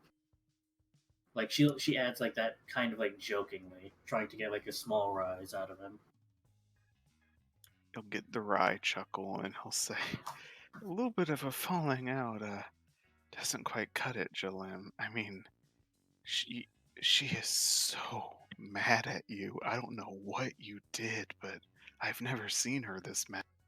Well, forgive me for putting experiment. She looks through her notepad. Experiment number 23. Well, pardon for killing it so it didn't kill our president. You know, your boss. Yeah, I had to put that one down. Look, I get it. That one was on the news, but I mean, I don't know. It's kind of hard to know from in here what to believe, but that's not the only experiment that's gone wrong, Jalim. There's a lot more. It's like every week something else is going wrong around here. It's like someone's trying to sabotage it. Speaking of sabotage, do you know Dr. Young? Dr. Young? Yeah, he's like a bigwig. Different department, right? Hmm. Apparently, he's been paying somebody who works at the water plant to add some sort of chemicals to the water. Like, I know there's a joke to be said about something in the water and whatnot, but come on. Well, I mean, you'll hear him clicking on a keyboard and say, "Dr. Young is head of the psychology department. Huh. Hmm. And the brain chemistry department. And pretty much every medical department in campus." So why is he hiring some poor guy to dump, dump? I'm assuming his experiments into the water supply. Uh, Like, I'm assuming Jillian, you heard the news. what particular bit of news? How there was a ruckus at the water filtration plant. Yeah, I mean, that was small change. They say a fourfold took out a T-Rex that was rampaging down Main Street last night, too. That took front page. And she'll stop at the mention of Tierk. Wait, another one of those got out? Wasn't one of ours this time. Some sort of time portal. Oh, for the love of... Anyways, long story short, we caught the guy who was dumping stuff in the chemicals. I'm still trying to figure out what this stuff is, but he said Dr. Young was paying him to be discreet about pouring this stuff out. Look, So, I mean, like I said, your guess is a bit as good as mine with this. What you don't understand is Parasol is freaking out. It's not just Belladonna. It's not just the executives. Everyone in here is starting to feel it because someone is messing with us. It's like every other week they break into some different facility, they ruin some different experiment. Some of the lower members of staff are going missing. If Dr. Young's doing something, it's probably because he's panicking too. mm. is there a pattern to these attacks? Because if there's a pattern, you might be able to predict what happens next. Let's see. There's not much of a pattern. I mean, if there was, I'm sure Mom would know. All I can say is they really seem to be targeting our department way more than any of the others. Hmm. All right, heard. I'll keep an eye out. I'll let you know if I hear anything. Shit. You'll hear him curse and just like slap his forehead. Why are we talking about this? Jalim, you don't know, do No, thanks for telling me. they know where you are? Are you in one place? No, I've been going from location to location. You know me better than that. You know me I'm smarter than that. I mean, yeah, you do your best, but look, Mom was working on something new, 'cause she's at her wit's end too, trying to track you down and the others, and I think she figured it out. She can trace you now. Oh, shit. Anyways, and she'll look outside and when she hears that. You'll see the groomed fields of Emily's nice family's townhome, manicured nicely by a gardener. No one's out there that you can see. It's pretty quiet up here, but there might be some black windowed cars driving around the block. Mm-hmm. And her eyes will narrow, like, alright, I see. Well, thanks for telling me, Julius. Look, you're welcome. Just be safe, Jalim. Like, they're really after you this time. Will do. And then, like, as she's about to hang out, she'll just say, "By the way, tell them to stop sending gargoyles after me. It's getting annoying." And well, my last landlord kicked me out because of the unwanted decorations. He laughs and assuming that you'll Hang end the up. call. Yep. And she'll just like slump on her chair and just sigh, like, ugh. And she'll just like the last panel will be of her just like staring at the vials, and then it'll transition to someone else. Indeed. New information for you. You're being traced. And Yep. I'll have to figure that out. Yep. Okay, who will be next? For the recording's sake, Hmm? You cut out. for the recording's sake, hello, welcome back. Oh, hi, I'm back. Yes. Okay, so we were just doing a couple of individual scenes here to finish some plot threads. Hmm. Okay, Void Spawn, we'll do you next. What would you like to get done today? Well, I suppose it's best to rip the band-aid off. I'd go visit Titania, bring food with me. What food would you like to bring? Um,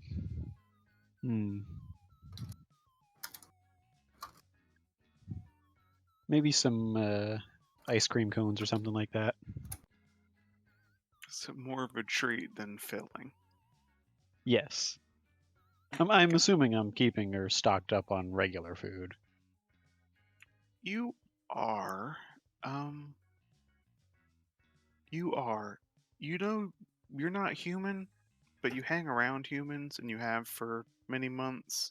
For a girl that fits into as small of a dress size as she does, Titania eats a lot. It's probably biting into my wallet too a little bit. Right. Not that I have much else to spend it on. It's not like I'm paying rent or anything. Gosh darn hitchhiker. So you can visit her. How would you like to broach the subject? Well, I have almost no concept of tact whatsoever, so assuming that she asks me about it quickly, which I'm sure she would, I would just tell her up front that the last lead that we had ran into a dead end, I'm afraid.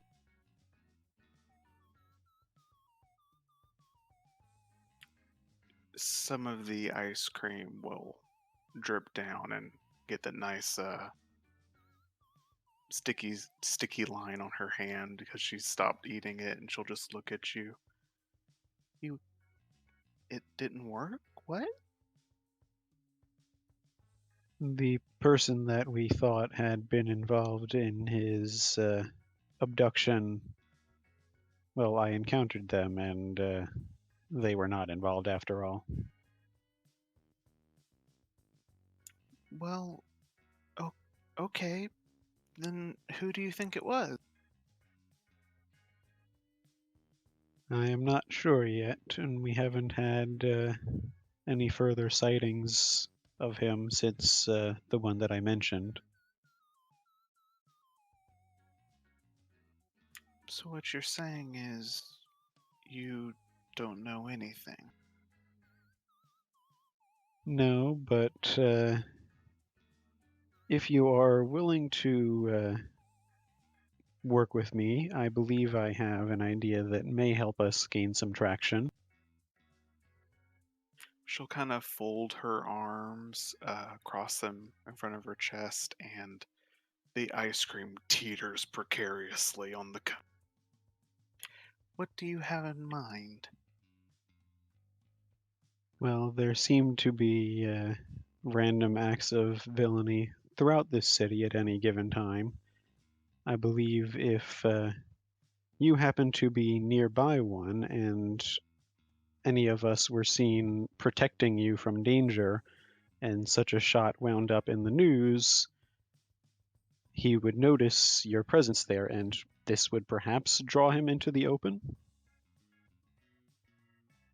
She was following along with you until you said in the news, at which point she surges up from the futon and starts pacing and says, "No, not at all. Bad. No." Am I to take it that publicity would not be good for you? Yeah, you could take that. I refuse. Very well, it was just an idea. She'll kind of ball up a fist and the empty one and beat it on your chest, not too hard, but thumping you, and say, "Do you think I'd be living underground if I wanted to be seen?" I never asked about your decisions to live here. I figured you would tell me if you felt there was a need to. We lived down here so no one would see us. Didn't keep you out, though, but everyone else kept him and everyone else from seeing us. Did he have an enemy that I should be aware of? That may be a good place to start. No, Miro didn't have any enemies. He just protected. Well, you made it sound as though you were hiding from someone. I am hiding, and Cypress was hiding me. Could someone have kidnapped him in order to draw you into the open, in much the same way I was planning to do the other? She'll raise her eyes a bit and think. It doesn't seem like something he'd do.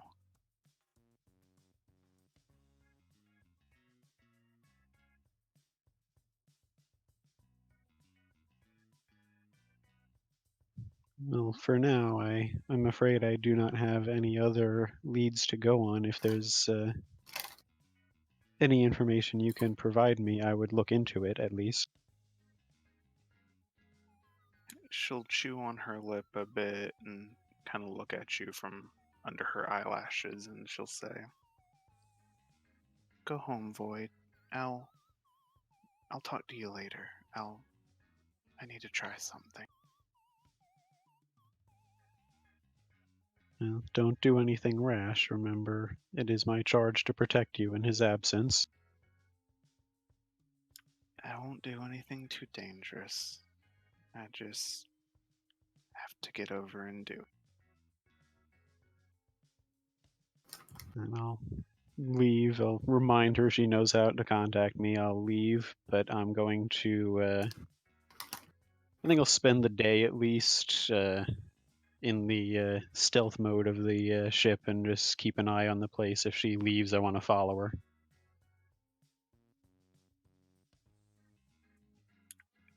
What kind of sensors does your ship have?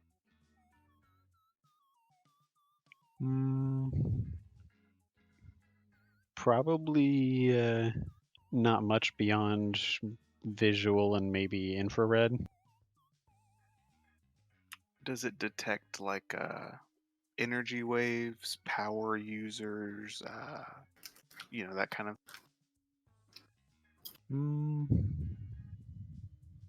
Well, it is a research vessel, perhaps. I would say at the very least, energy waves would make sense. I don't know about picking up specific power users, though.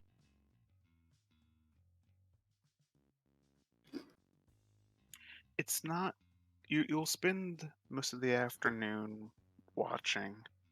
It doesn't ever set off any alarms.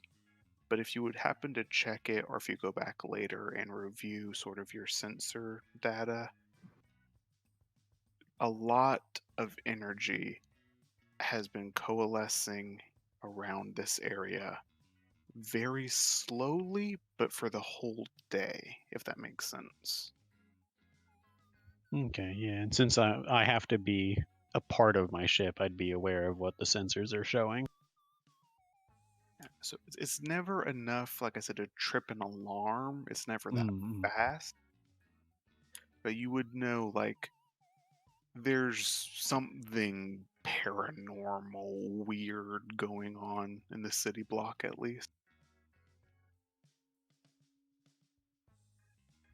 Assuming I don't see her sneak out. Maybe the next day or so, because I do also want to do some work on that, the chemicals, but maybe the next day or so fly around again and see if I'm still picking that up. Okay, that would make sense. Just whenever you do a flyby by there the next day, those energy readings are completely gone. So gone, it's like they were never there.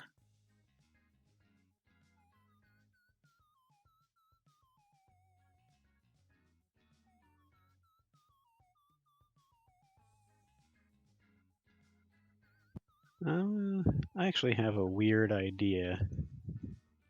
Stop by, visit Jalem, because she's the only one I know that potentially has access to this kind of thing, and see if there's any way she could get me any kind of a tracking bug. So Emily, you now have 3 people living in your house at the same time. Not living there, but visiting. Three's company. Well, no, like Jilem is the one living there. It's just Void is the one visiting. Ain't no party like a house party, but yeah, that's fine. All right, so yeah, you can do that. I'll say because so that can be like the next day.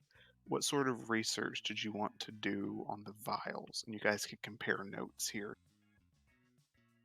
She wanted to at least break them down, like to their base components, and see if she could identify what each part was meant to do. About the same for you, Void?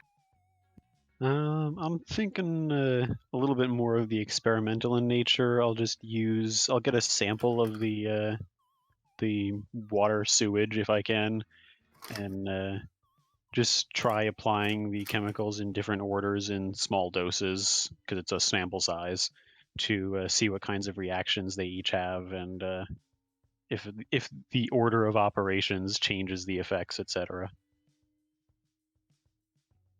Okay. So for Richter, breaking. Do you have any special equipment to do this, or is this just very high school biology? I mean, she's only working with what she has because her lab was wrecked. Gotcha. And I have research equipment on my ship if you need it. I mean, like, I guess, like, after the call with Julius, she would, like, call up as and, like, hey, so you want to get to work, see what these chemicals do? Because I have nothing better to do today. Yes, that is acceptable. I guess they just be working on his ship. On top of Emily's house. Yep. Parked on the Alright. roof. Yeah, your dad's gonna love this. Like, she'll just go, like, hey, Void, Yes. is there any way you can make your ship a bit, discreet? It can turn invisible, but other than that, Will do. we'll go ahead and turn on the camouflage. No worries. So sort of. Here, let's do this, 'cause this is still a tabletop role-playing game. Let's have you both roll to assess the situation. Okay. And that is. Plus superior. Okay.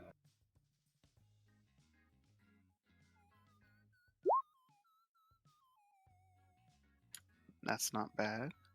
Which for me is actually just going to be a flat roll because I am still guilty.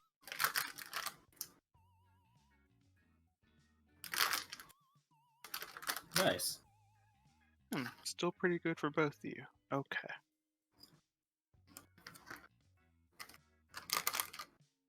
Jalim, what you will find is that the blue and green compounds are pretty simple. Almost even some of them are like one compound, one element, just in liquid form. Mm-hmm. Things like chlorine, fluoride, these things that putting chemicals in the water jokes are made out of. Mm-hmm. Dude, Frogs guy? Yeah, frog gay chemicals essentially. Oh, God. But the gold one is way more complicated.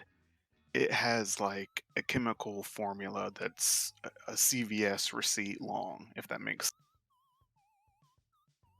Jesus. And importantly, there are organic compounds within it. And not just organic chemistry, but like human organic compounds within the gold. Ugh. What the fuck? Mixed.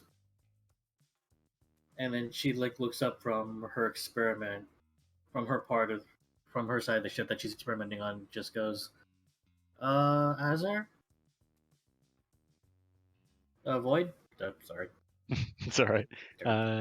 Yes, Can you take a look at this real quick? I'll head over and take a look at what she's looking at.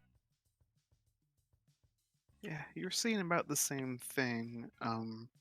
Something you will pick up on specifically because it deals with your line of research. There's more, the human parts are more than just this, but within the human parts, there's very noticeable, prominent, repeating chains of the Z chromosome that is present in all Pandoran powered individuals. I was thinking that. Ugh, that's not comfortable. I'll relay that to her. So wait, so whatever this stuff is it what, like ground up DNA?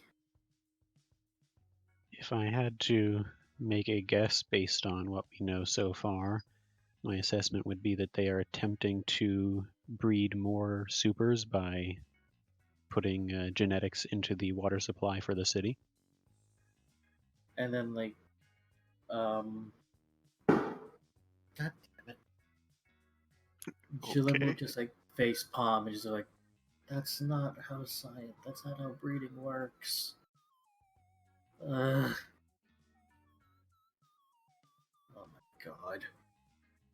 Then she's just like, oh, whoever it is, they're trying to play God. And we all know how that ends.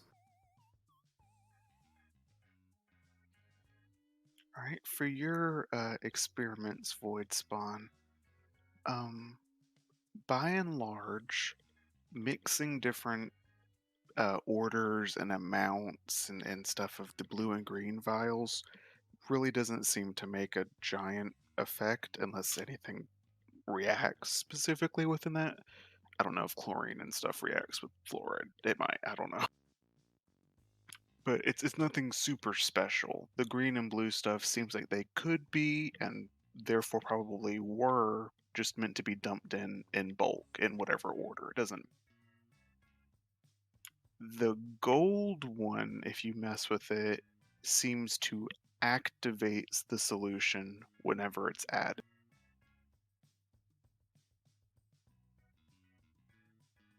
So that would be the catalyst then. It seems like however much of the other stuff you put in there, it's fine, but the thing that arms it, so to speak, is whatever amount of the gold one you put. It's like, what's the reaction, so to speak? Mm. It crystallizes.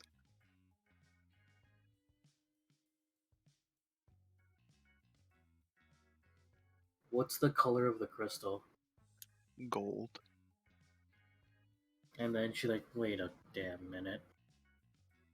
She pulls out like the vial that she was working on way back, like when she went hacked, and just adds like a drop of that solution into like the chlorine, into like the mix of the blue green. Because like you said, blue green did nothing together, but it was the gold one that spurred it. Right. So she's gonna try like with her own, the one that she worked on. That, when you add, this is the power boosting serum. Yeah. When you add that to the blue and green mixture, it doesn't do anything but smoke and smell bad. Okay, well, at least I can confirm that they aren't. This isn't a bastardization of my project. Or it is. Just to see what happens, I'm going to add a bit of the gold to that mixture that she just made. When you do that, both of you roll to take a powerful blow. Oh dear. shit. And we're on his ship too. Oh god. That is. It's a 2d6 plus the number of conditions you have. And I only have one.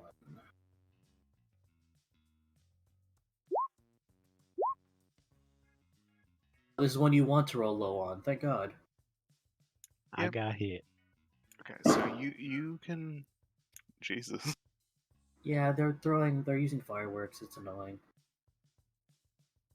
Alright, so you mark your potential, Jalim, Mhm. and you will avoid this. So, Void Spawn, you need to pick one of the take a powerful blow option. Okay, give me just a second to read that over. Okay, and while you do that, what happens as you add that? There's not a very obvious physical reaction, but both of you suddenly feel like your head split open as your mind goes completely blank and just nothing exists but pain for a minute.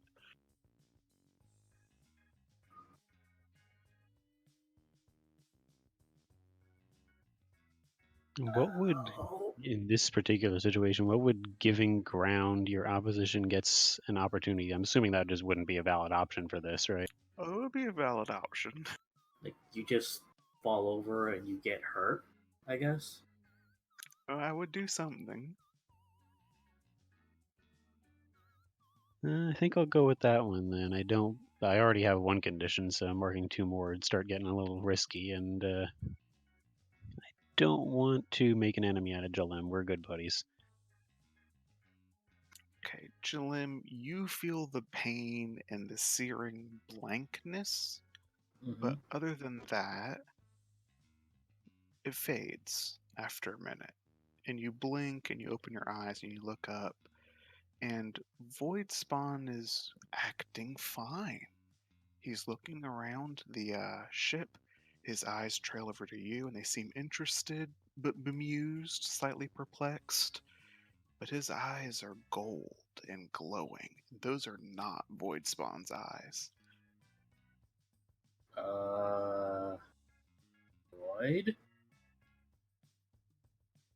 His Are you... form will smile and nod and say, "Oh, that's where she is."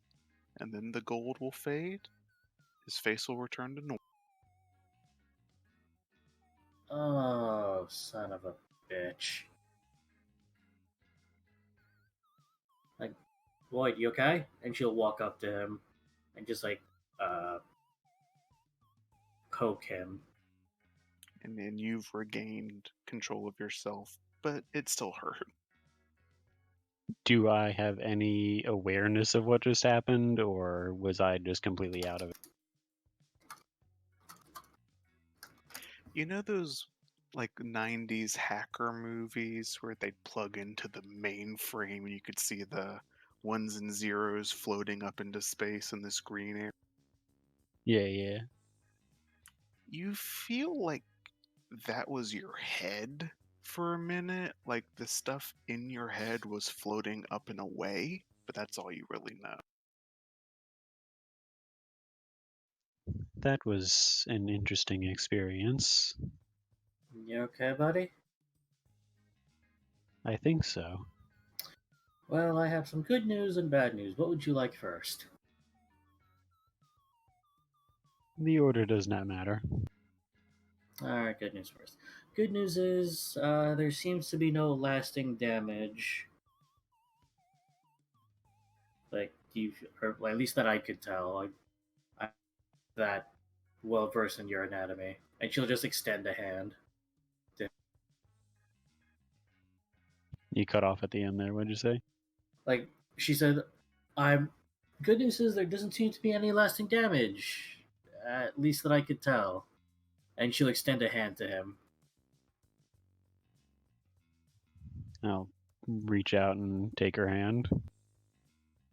The bad news is the mixture of my solution and the chemicals and that crystalline thing that we formed may have given away my position to my old mentor. Well, fortunately, we are somewhere that is quite mobile. Using your eyes, like, I don't know how she was somehow able to possess you. That Like, would explain the strange sensation of something leaving my body. S- there's no like wisdom or intuition roll I could make you roll, so just giving you benefit of the doubt here. mhm.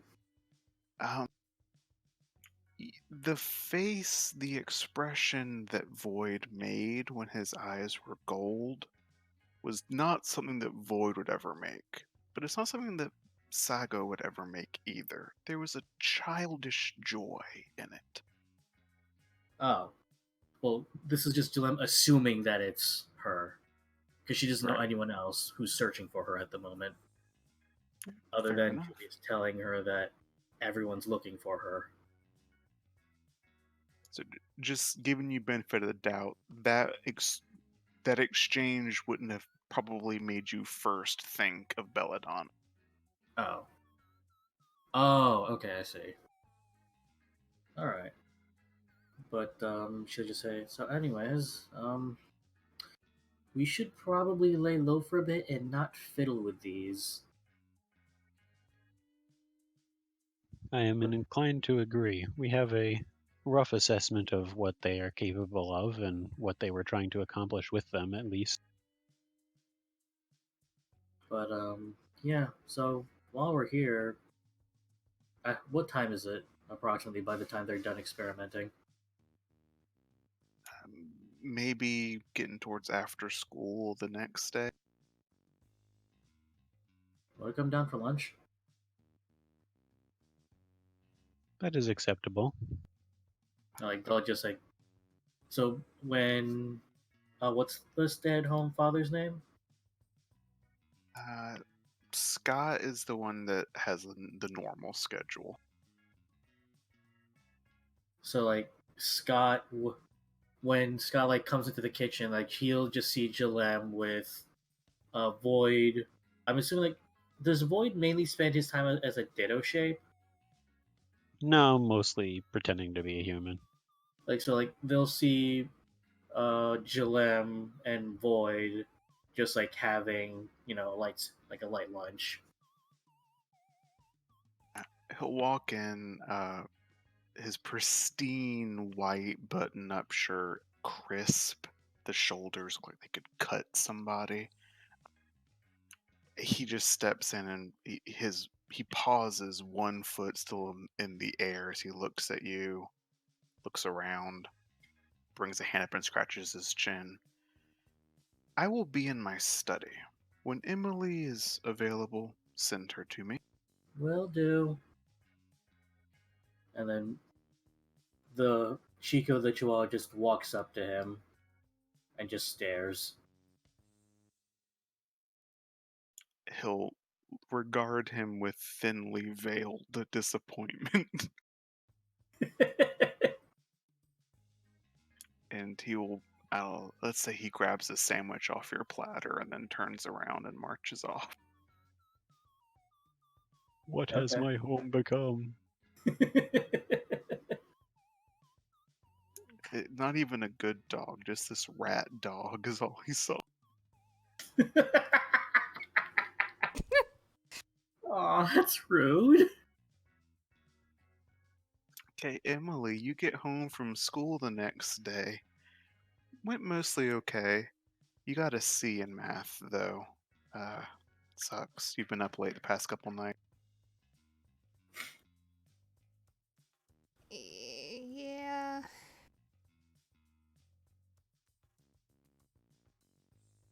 So are they still in the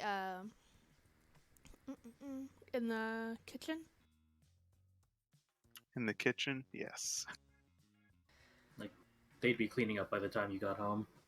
Okay. So she probably normally comes in the back door when she isn't bringing friends over like formally, because that's the more homey thing to do. So she'll come back through like the mudroom and see them in the kitchen and start putting her backpack down, and taking her shoes off and everything. Oh, hey Emily. Hi. No. And again, Chica will just walk up to you, a very expectant look.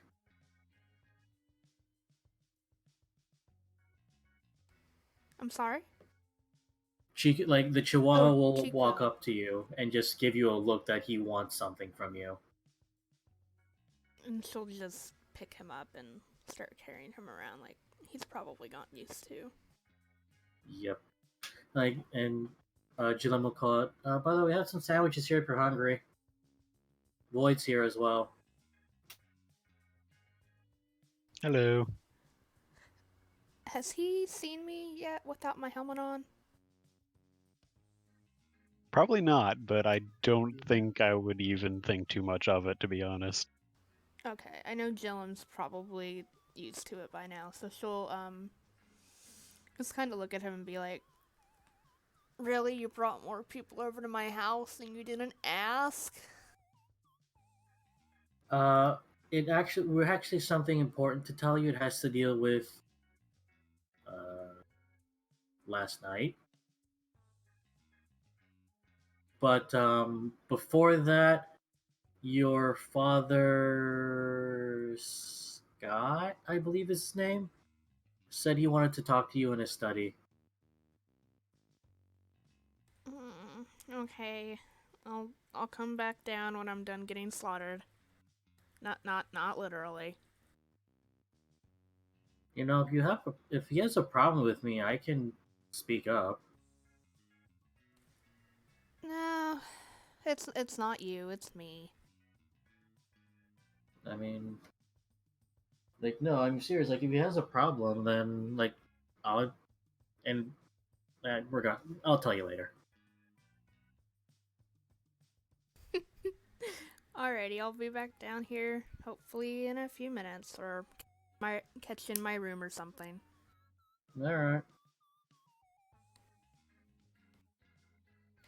So she'll head on over to Scott's study and knock on the door.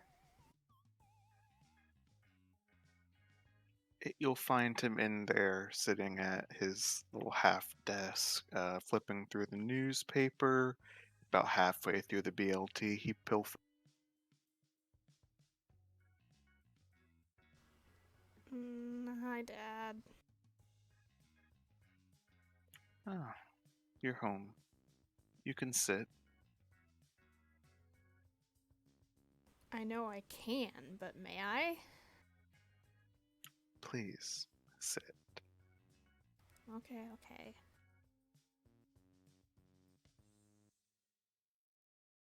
I know we did not get a chance to talk about it recently. We have been passing each other in the night, so to speak. And he'll kind of smile at that. But we really must have a conversation about your friends now, Emily.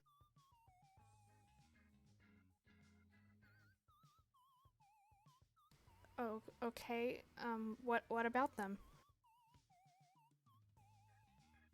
Well, perhaps your other father has not spoken to me of it recently, but I was not aware that we had been hosting a sleepover the past few nights. Yeah. I hadn't seen you recently to tell you, but she'll kind of laugh. The boy aside, he's not here, but the girl, she kind of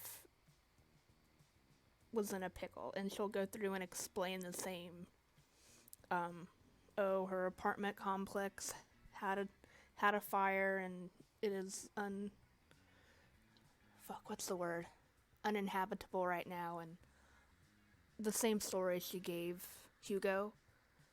She'll explain that to him.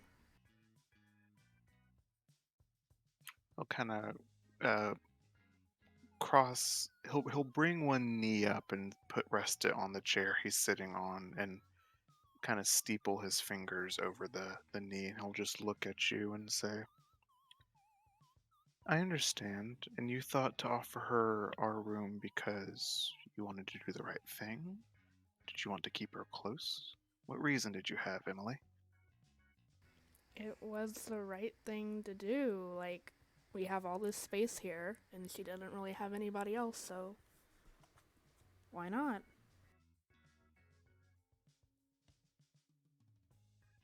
He'll extend like one hand and wave it off as why not?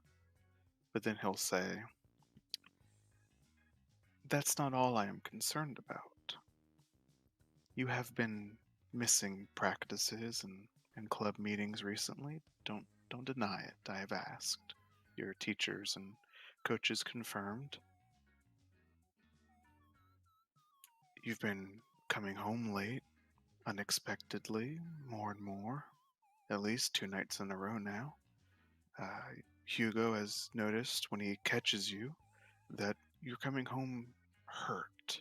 Bumps, bruises, cuts, little things, band aids going missing in our medicine cabinet. But Jalim, Emily, your father and I are concerned. Are you getting into something dangerous? No, I've. She'll kind of like. She'll huff. You ruin it for me, Azur. She'll kind of. So- Sorry, couldn't help myself. She'll just like kind of let out an exasperated noise and tell him like, no, like I'm not doing anything stupid. Like, not all of my friends are from the same part of town that I'm at, and sometimes when I go over there, we just hang out, and some of them are metas, and they don't. It happens. Listen, it's only been a few days, and as much as I dislike them, I can look past the dogs. I can look past the whatever strange plant she has planted in our garden. Seymour will But chime in. I heard that. he'll nod as if my point exactly. But what I can't look past, what I have seen watching her the past few times I've managed to peek into her room. Why are you peeking into a teenage girl's room, Dad? Oh, quirk an eyebrow. You mean my room, which she is living in without my permission? Doesn't make it any less gross. Yes, well, perhaps it would be less gross if she wasn't leaving around lab equipment, empty, covered in chemicals, weird substances that I can't even name. Don't play stupid. I'm sure you can name them. You're a doctor. That's her thing. She's studying to be a biologist. It's not a big deal. If I didn't feel like it was safe to have her here, I wouldn't have brought her here, Dad. I'm not suggesting you don't think it's safe. What I'm suggesting is that the friends you're making do not become you, Emily. You're better than this. We raised you to be better than this. You go to the best school. You can have the best friends. Why do I you have the best friends, Dad.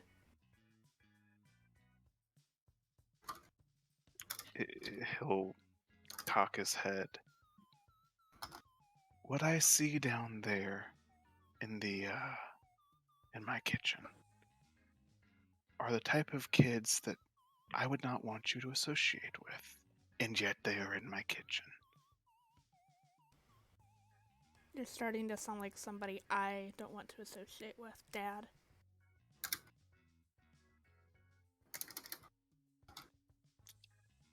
I know you think I'm being unreasonable. You think I'm being too hard on you. Do you remember? Do you even care? Did you notice what happened down the street?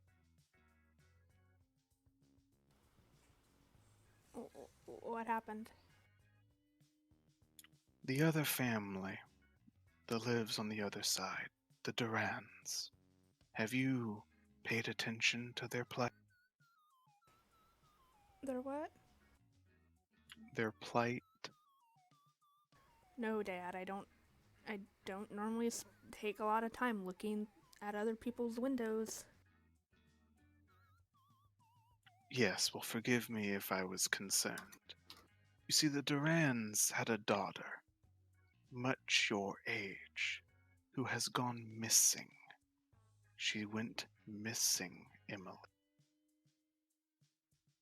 She was a perfect kid. She had everything they could provide her with. They gave her opportunities. They gave her friends. They took care of her, and we think she got involved in something. The H2A does. There was some sort of police incident, and She made it home, but within the week she had vanished. Now, I'm sure you can imagine the Durans are beside themselves. You might have noticed they've been over for tea just about every evening this past week, so I can console them.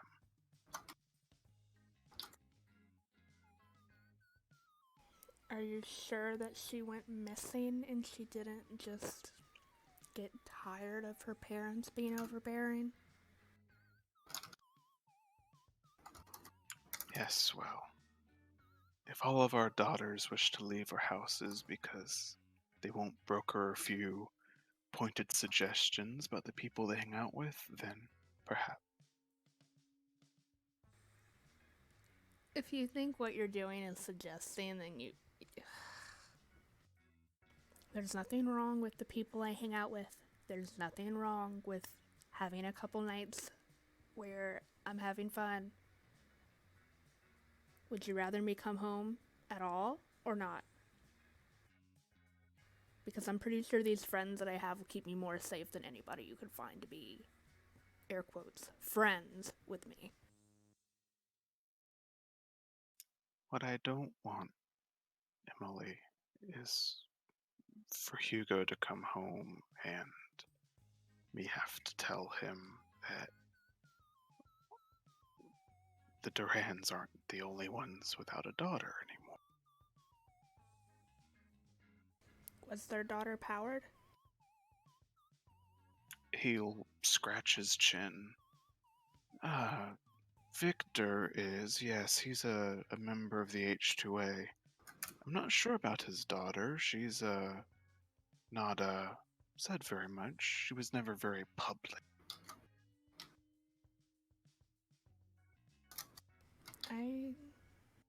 I just don't think you have as much to worry about as you think you do, Dad.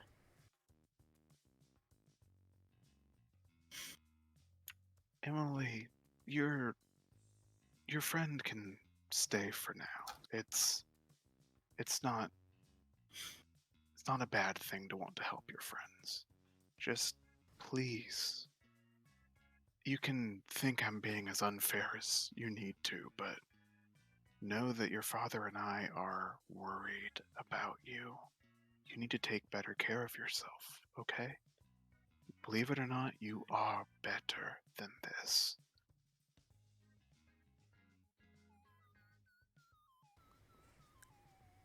I would rather be happy than better.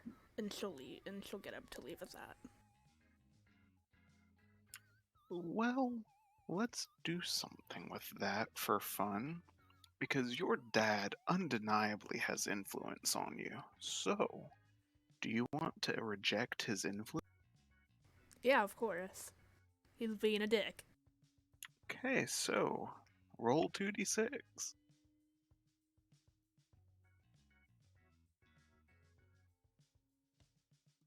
Ooh, nice. Okay, so you either can clear a condition or mark a potential if you immediately act to prove him wrong, or you can shift a label, or shift your labels however you want to shift. I'll go ahead and clear insecure. Okay. And like I said, I'll stand up and kind of look at him and say,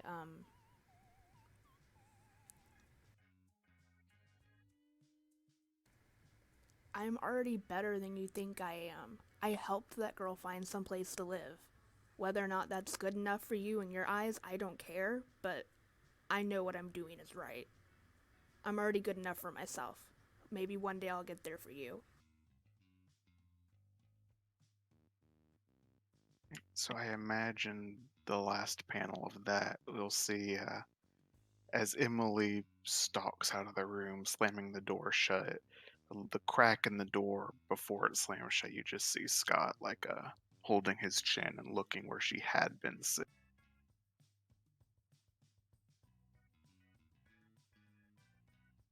Okay, so fun. Dan, are you there? He said he had to leave again. I don't know if he came. Okay, so, all right, so I will do something with him perhaps next week or whenever he gets back. Did you two have something you wanted to share with Emily about your findings? Jilem will share with her what happened when they mixed chemicals A, B, and C together to form the crystal. And then she'll also share what happened when they mixed A, B, C, and X. Well, let's do that conversation real quick. Emily, Okay. would you have had it there, or would you have taken them out of the house? Where are you stalking to when you're at? Probably go to my room, honestly, like any other self-respecting teenager would do. Okay, so Void and Jalem, as you're finishing your lunch, you will hear door slam A and door slam.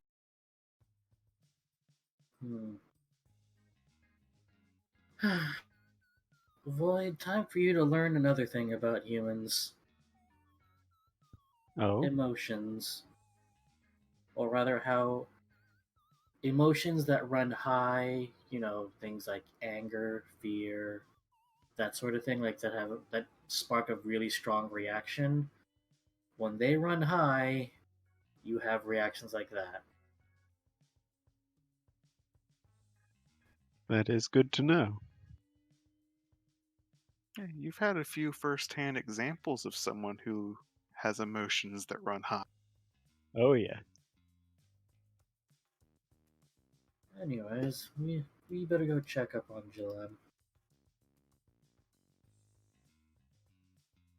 On yourself. Wait, He said Jalem. god damn it! Like, we might as well go check on Emily,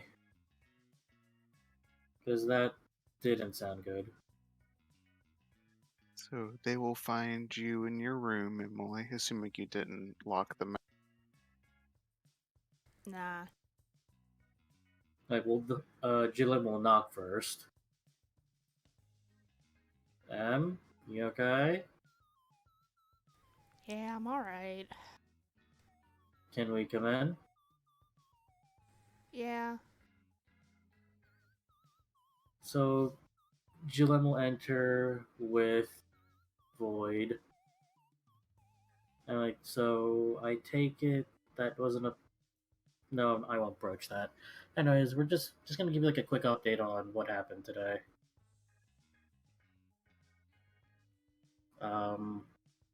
So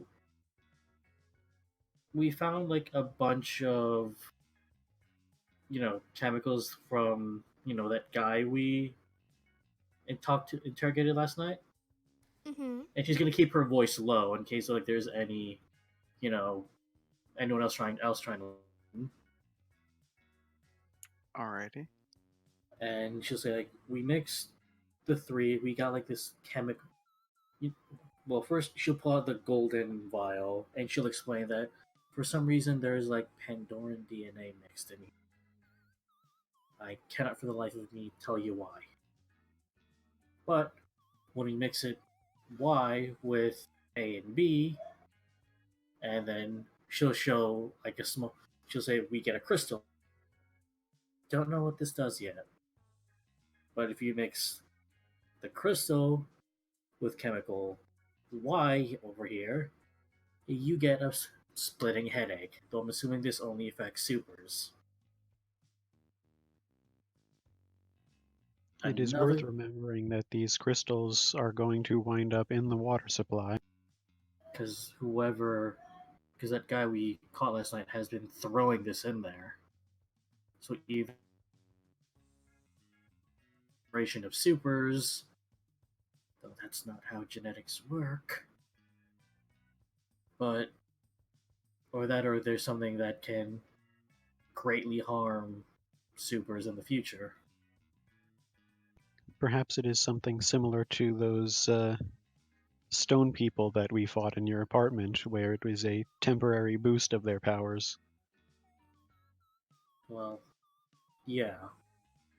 But the thing is, remember, when we mix this crystal byproduct with this, she'll show her little vial, like her own vial. Uh, that gave us one hell of a headache. And at the same time, he got possessed by someone who was looking for me. It was only for a split second, though. I mean, that's still not good, though. No, it's not. And they found me on Void's ship, but thankfully they don't know where Void's ship is. So, small mercies.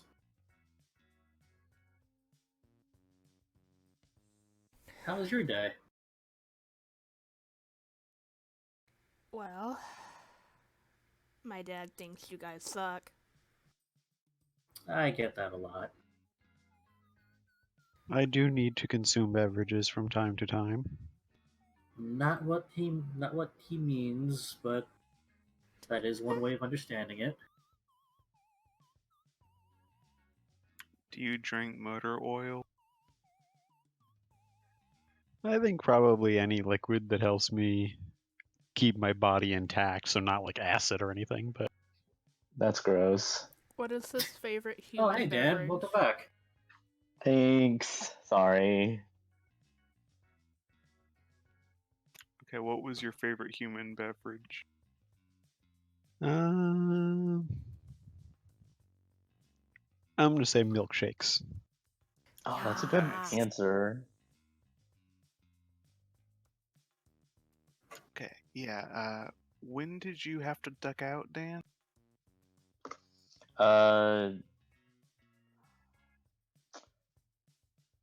Void Spawn and Jillum, they were doing a contested role. Okay. So, TLDR, they were messing with the chemicals, mixing all of them together, made a gold crystal, which they couldn't figure out what it did really, but it has Pandoran metahuman DNA in it. And if they mixed it with Jillim's Power Boosty serum, which Parasol also knows how to make, it like gave them a splitting headache, and Voidspawn got possessed for a hot second. Drugs. And then, other than that, Titania told Void to GTFO because she needed to do something, and Emily's dad gave her the talk The talk? about how she's letting shitty people live with them. Oh, okay. Like, oh. She doesn't know yet?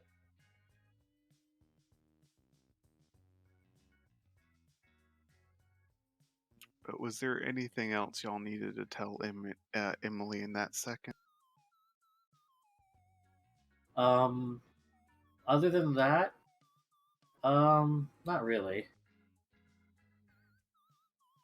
We don't Unless know for sure if, while whatever it was in control of me, if its sense of its malicious. surroundings was only through my eyes. This may not be a safe place for a moment. Probably not what you wanted to hear at the moment, Void, but it is the truth.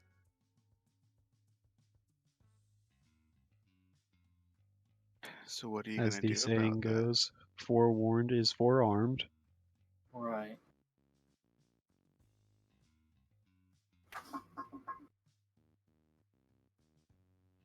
Right. So were you guys gonna do anything about that, or just live with the consequence? I mean, Dilemma offers, like, I can grow some plants that'll help to protect the perimeter. And Seymour is more than willing to help defend this place. He really likes the leftovers he gets fed. Just Scott mowing the lawn on Sunday afternoon and That's just one of the running perks. over all the Like, running over all the what? just bump. What are all these plants in the yard? You're telling me a plastic surgeon mows his own grass? Oh no, he hires people for Okay, that. there you go.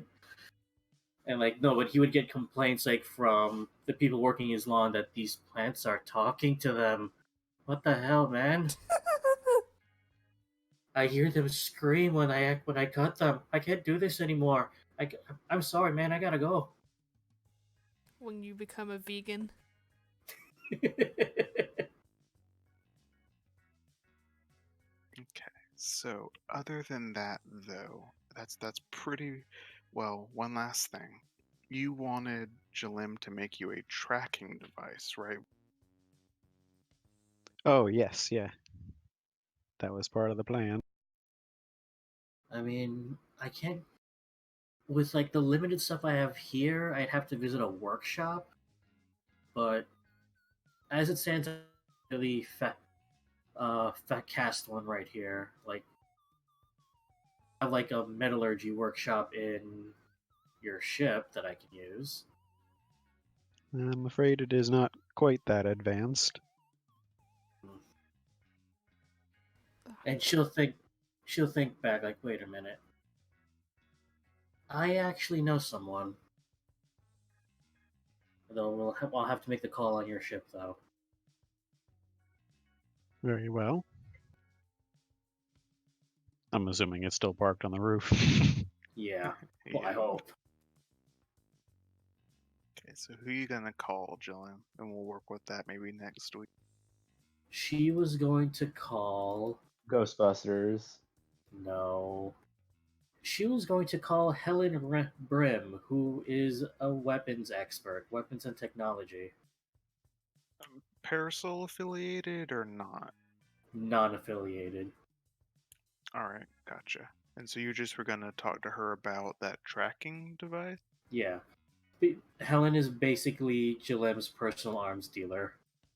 It's like where how she gets all the whatnot.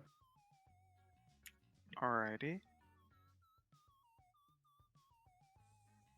Gotcha. So we will deal with that potentially like during the week maybe. Mm-hmm.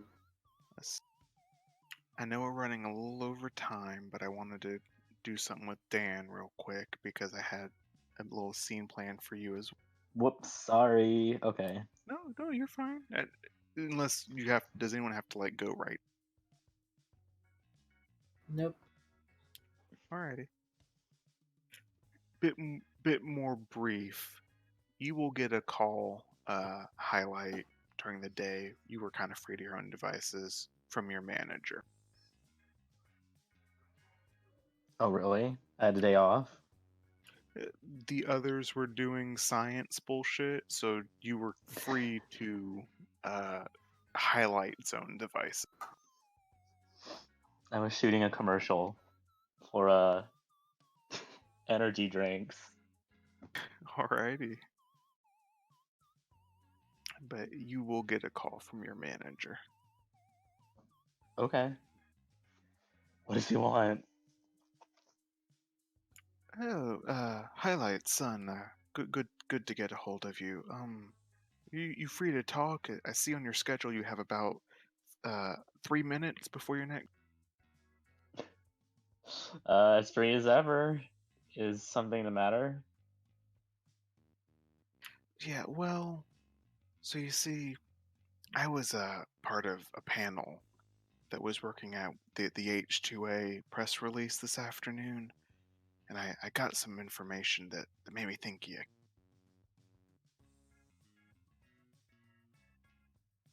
Did you say made you think?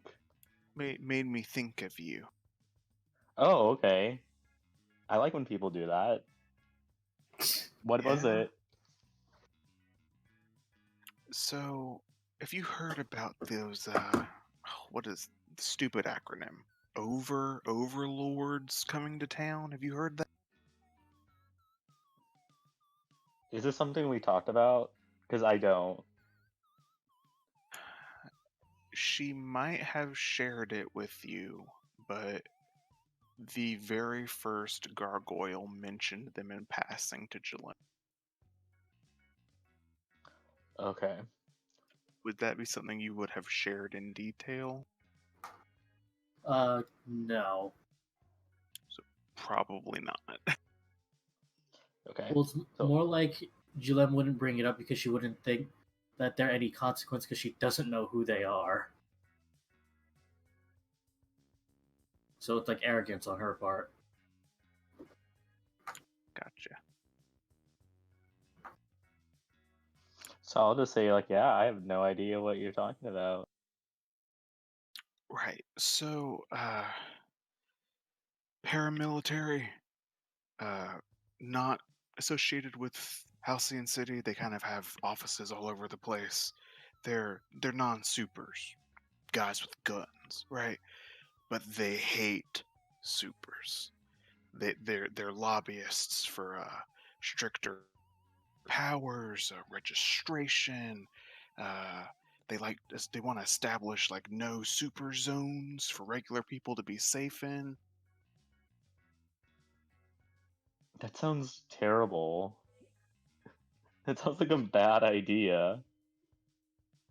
Well, they're coming to town, and there's all kinds of parades and festivals and stuff in their name because common people love these dudes. They're like GI Joes to. Okay, go on. I feel like I feel like I smell what you're stepping in right now. What I'm stepping in is what you're stepping in. The H2A made it pretty clear they're trying to clean up house a little bit before the overlords get here.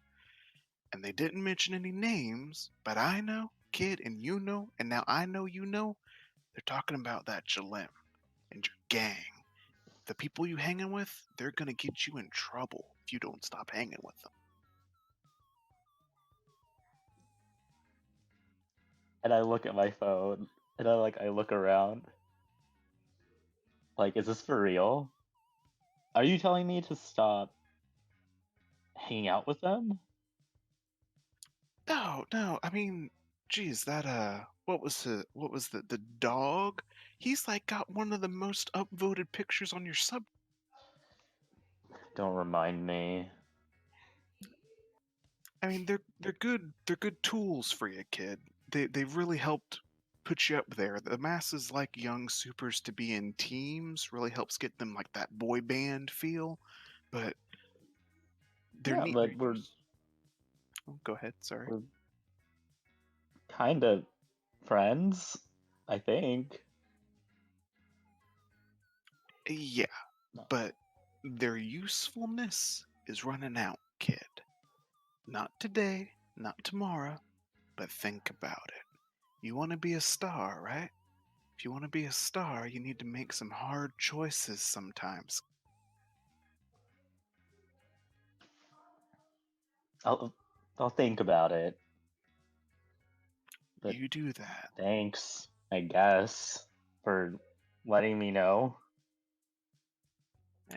If someone doesn't look out for you, who is? Now, go on. You got another shoot in like 30 seconds. And I'll say goodbye and like hang up. But yeah, wow.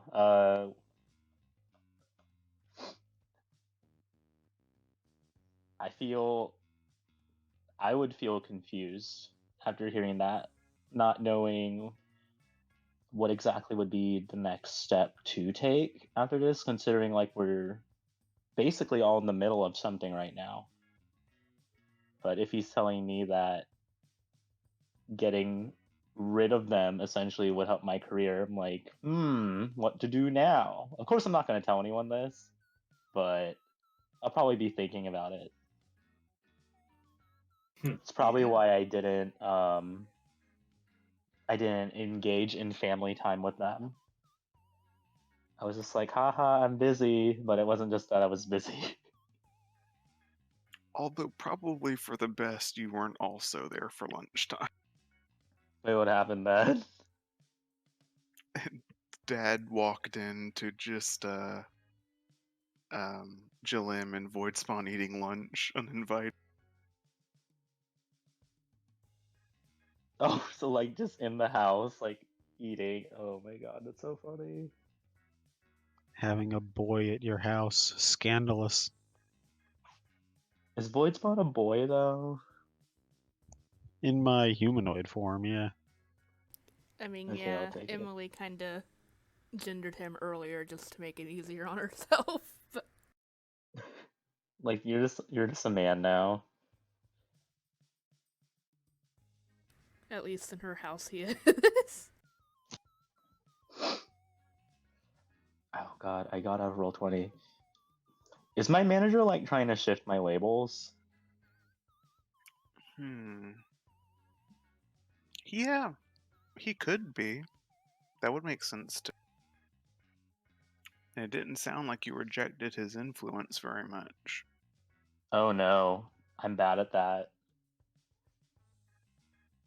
So, that sounds to me like he would have raised your superior and lowered your savior.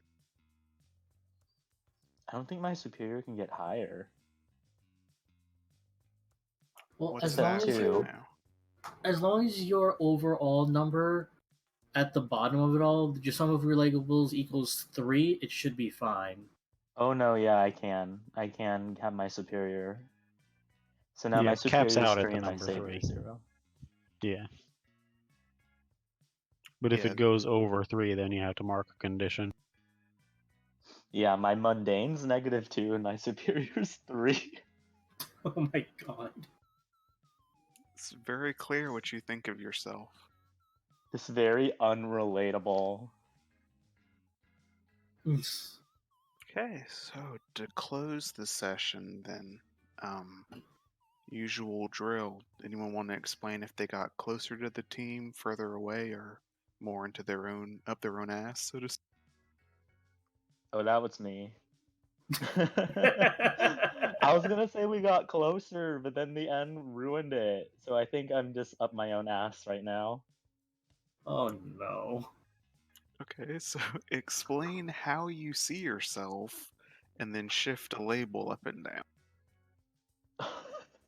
I just like change. Well, I will use like the shift my manager did. We'll use that as the shift right now, but it's like he's saying. I'm concerned about how becoming famous. It's been something I've been working really hard to achieve up to now, and at the same time, I'm still having fun with everyone. So it's like, what exactly do I want to do with my life? But for the most part, I'm still accepting the fact, like, oh, I still must want to be a celebrity. Sounds like we're getting somewhere. I know, right? So conflicted. All right, Emily, up your ass, closer or further away? Mm,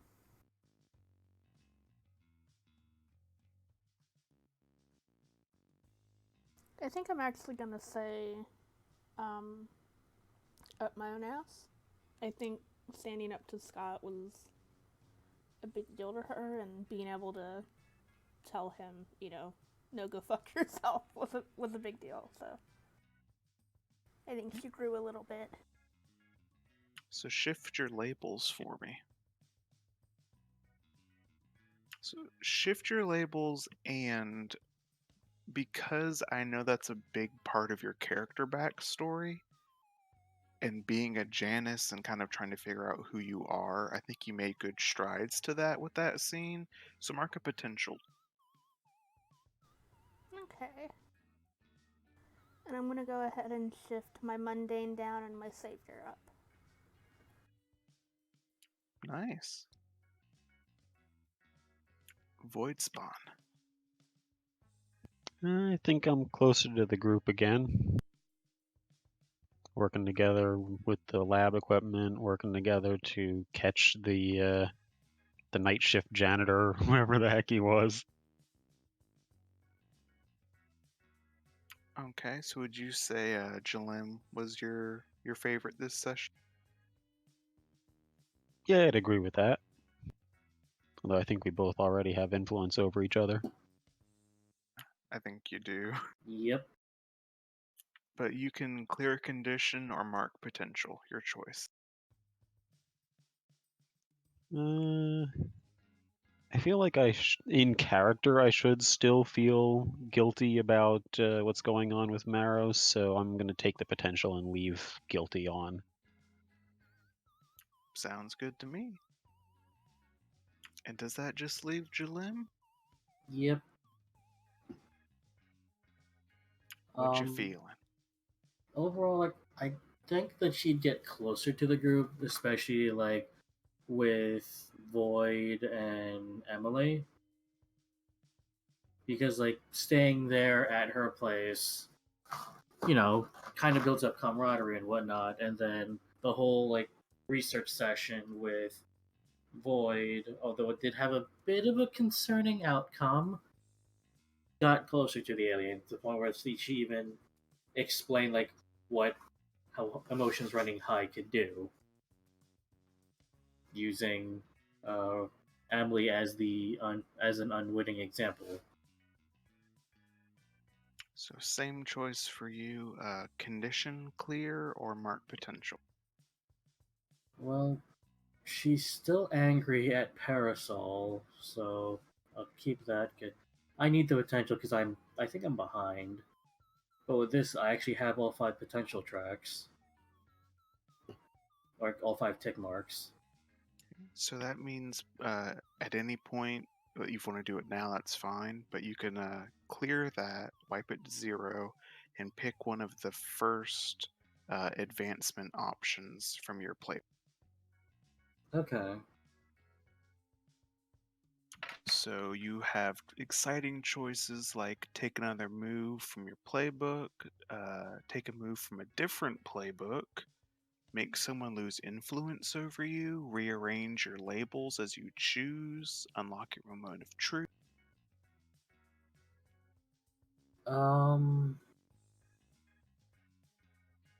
Like taking. What is the last one? Take drives in Mark 4? The Beacons playbook. That's a particular mechanic from the beacon, so you could basically add that to Jalim. Oh, okay. These 4 drives.